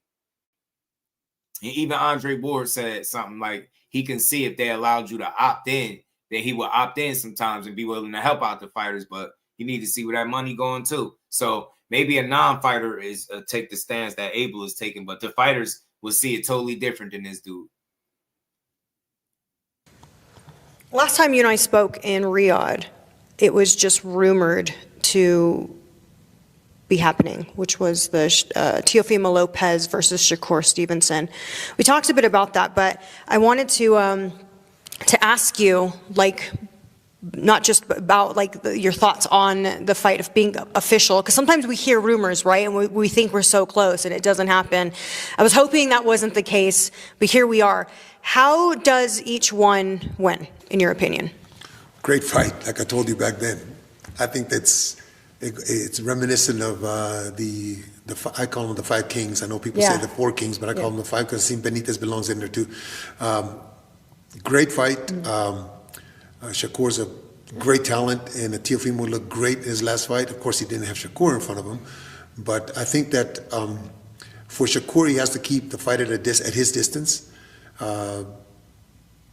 If he does that, I think it's a win for him. Teofimo, he's more, he wants to draw you in, he wants to counterpunch. He's going to have to be a different guy this time. He's going to have to attack. He's going to have to be leading the fight, or else it's going to be a boring fight. I don't think it'll be a boring fight, but if he sits back and waits for Shakur's going to wait for him, there's not going to be exciting. But I think Teofimo will attack. I think Teofimo has to attack. I think Teofimo has to do what Zepeda did, except for Teofimo was a lot more talented than Zepeda was. So I think that I honestly, I see a draw. I don't know why I see a draw, but I just see them both having great rounds and giving us the kind of fight that I think the public is looking for. I know for a while there we were here. Draw is crazy, but anything could happen. But I think somebody gonna create enough separation and win that fight, man. And it's good that we got Morataya and Andy Cruz January 24th too. So that's like the week before that. We got some good fights in January. Hearing that Teo might be moving up to 147. There's been, I think it's quite obvious that he struggles to make 140 at this point. As you... And real quick, man, Sky Nicholson is so basic, bro. I love that pretty green. She got on a nice fit, but she always got a nice fit. But man, she's so get basic. Older, your body's filling out. You get that man body, as they say. Are you surprised that he's still hanging around at 140? I mean, would you want to see him move up? No, I think the challenge of the name Shakur is going to make him make the weight just the way he has to. I don't think he'll sacrifice, because I think he knows that he's going to have to be in tip-top shape physically and emotionally to be able to beat Shakur. No, I'm happy that he's there because he's fighting a big name. He's getting in there with what the fans are calling for. Yeah, January. Shakur gets criticized for not being, quote, exciting. What do you think of that? I think that Shakur is the kind of fighter that's so good that kind of like Andre Ward was. I was just going to say Andre, yeah. He's so good that he doesn't really have to work that hard. A guy like Teofimo is gonna make him work hard. A guy like Teofimo could make Shakur look like $1 million because he's gonna press him. Shakur's gonna have to use his skills, which are immense. And it's gonna make for a great fight. And we're gonna see if at least I will see anyway, if Shakur is the star that I think he is. He just doesn't understand himself. My goodness, man. Okay, so right now, you're 50-50. That's it. I'm a draw right now. Yeah. I can't pick either way because they're both very talented. Right. And unless Teofimo does the kind of fight that I think that he has to do, it'll force Shakur to really bring out all his tools. Right. Okay. I agree with that assessment. That was a good assessment, man. Not the draw, but I hear you. I hear you, Abel. I hear you. But I don't think Shakur and Teo is going to be no draw. I think it's going to be a damn good fight, but not a draw. I think somebody will create enough separation to tip it in their favor. I got it for Core. Good fight, competitive. He gonna be pushed. He gonna have to utilize his skills. His game plan, be on point, execute at a high level, and just be himself. I think Shakur at his absolute best beats Teo. That's all. So he's staying on code. Right, man. But he went in. He tried to go in a bit on Crawford. But I ain't trying to hear that, man. We rocking with Crawford, man. You know what I mean? We rocking with him, man. But let's keep going, man. Something else I want to bring up real quick that I seen floating around in this space was Keyshawn Davis. That, it was some talk about him. Him getting rid of Bomac, right? And Tim Bradley had made some video or something, I guess, talking about it. Tim Desert Storm. Where is that? Where's that video? I got a Desert Storm, man. He said people love to speak on. They had no clue, no business to speak on. Said nobody knows the real reason why I said I changed my team. Everybody jumped the bow. Started assuming shit. He said, I told y'all I'm going to be back better. And I am. Shouldn't that the only thing that really matters? And that's fact. Motown, what it do? That's the only thing that should matter. People did go, jump into Bomac, jumping to conclusions saying he fired Bomac, got rid of him. I never thought that was the case. I didn't think that's what he meant when he said his team. Your team can consist of many different layers, man. And I don't think it's safe to assume something as permanent as a trainer change, right? If you don't know for sure. One of the things that somebody did say, right? This was a response somebody had. So I reached out to Bomac about Keyshawn Davis leaving his camp. His response, my only comment to everyone asking is no comment, to protect the kid and his career. So, yeah, he ain't got no comment, you know what I mean? But I don't think that means he got fired. I think if he wasn't with him, I think he could just simply say that, But I expect to see Bomac and Keyshawn still together. I hope that's the case. I would hope that they ain't split up because they got great chemistry, in my opinion. I don't know how it goes behind the scenes or, whatever. But as far as what I could see, they seem like a really good match, good fit for each other. And I personally would like to see how far Keyshawn could go with Bomac in his corner, man. I think it's a smart move. It's good to have Bo. You know what I mean? Bo might could take him somewhere. You know what I mean? He already got a world title. Right? He did that shit early, 12, 13 fights. So I think they did good. I think the things he went through was probably self-inflicted and probably something that, he needs to change, right? But that's probably why he made some changes, whatever they was. You know what I'm saying? Some speculation about him firing his mom as his manager. I mean, I know he did sign to Jay Prince, so maybe because it be some truth, but we'll know in due time. I ain't gonna panic. Like I said, I think Bomac is a great coach for him. I don't see why he would not want to be with Bomac. You know what I mean? So he still look like he cool with Crawford as well. So I don't see the issue at all. I don't see the issue. But I see the Sky Nicholson fight on, man. She is so basic, y'all. Bro, she don't be trying to do nothing, man. I'm trying to tell you. But it is fight day. I just wanted to pop on, talk to y'all for a bit. We're going to head out early. Well, not early, but, you know, I'm going to let y'all enjoy the rest of this card. We in the, what round is this? 9th round out of 10. This ain't, she's just so basic. She probably won, but she's very, what's her name? Is Bomac under Jay Prince? Nah, Bomac ain't under Jay Prince. Jay Prince is Jay Prince, and Bomac is Bomac. But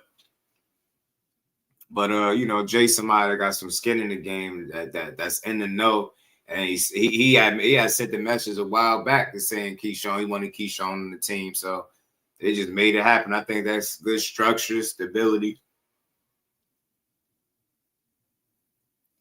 Somebody that care and want to put him in a good position, man. So I rock with them signing up to Jay. I'm just ready to see Keyshawn back in the ring. Him and Keon nice, man. Kelvin as well whenever he get back. But I like the young bro. He got some hands, man. Got some hands. Young bro got some hands. But shout out to everybody in the building, man. I appreciate the support, appreciate the love. Hit the like button for me. Turn your notifications on if they not. You know we're going to keep building on this boxing. We're going to have some more to talk about if I come back tomorrow. Y'all enjoy these fights, man. We got Diego Pacheco on. Should be a good fight. I like Pacheco, man. But, yeah, Jay powerful, man. He got, you know, got respect in the game, I would think. So, just it's about getting with somebody that can slow you down sometimes and point you and lead you in the right direction, help guide you, should I say, you know. So, I just want to see Keyshawn in the position where he winning. You know, I know he can't wait to get back in there and start proving it again, man, because it's easy for people to forget about you once you mess up, you know.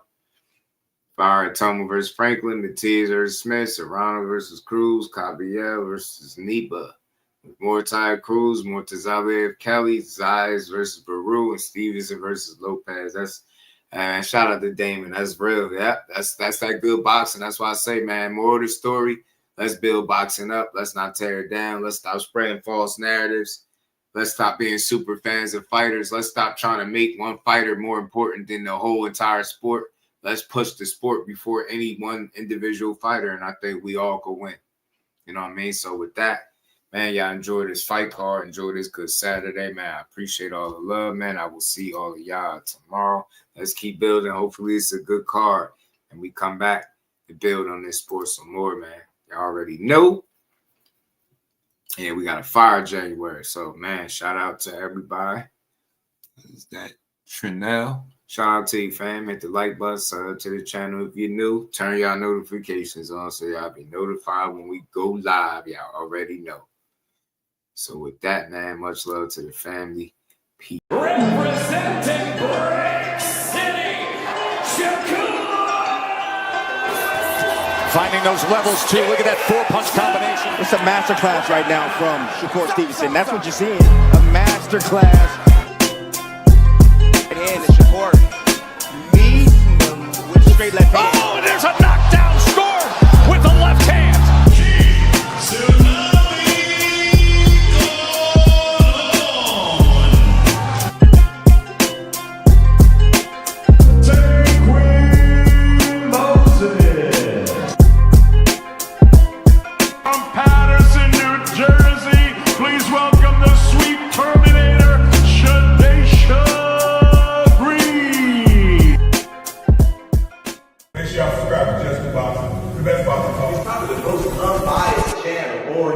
Right now, we're going to give him his just due. Shout out to my brother Jusdueboxing.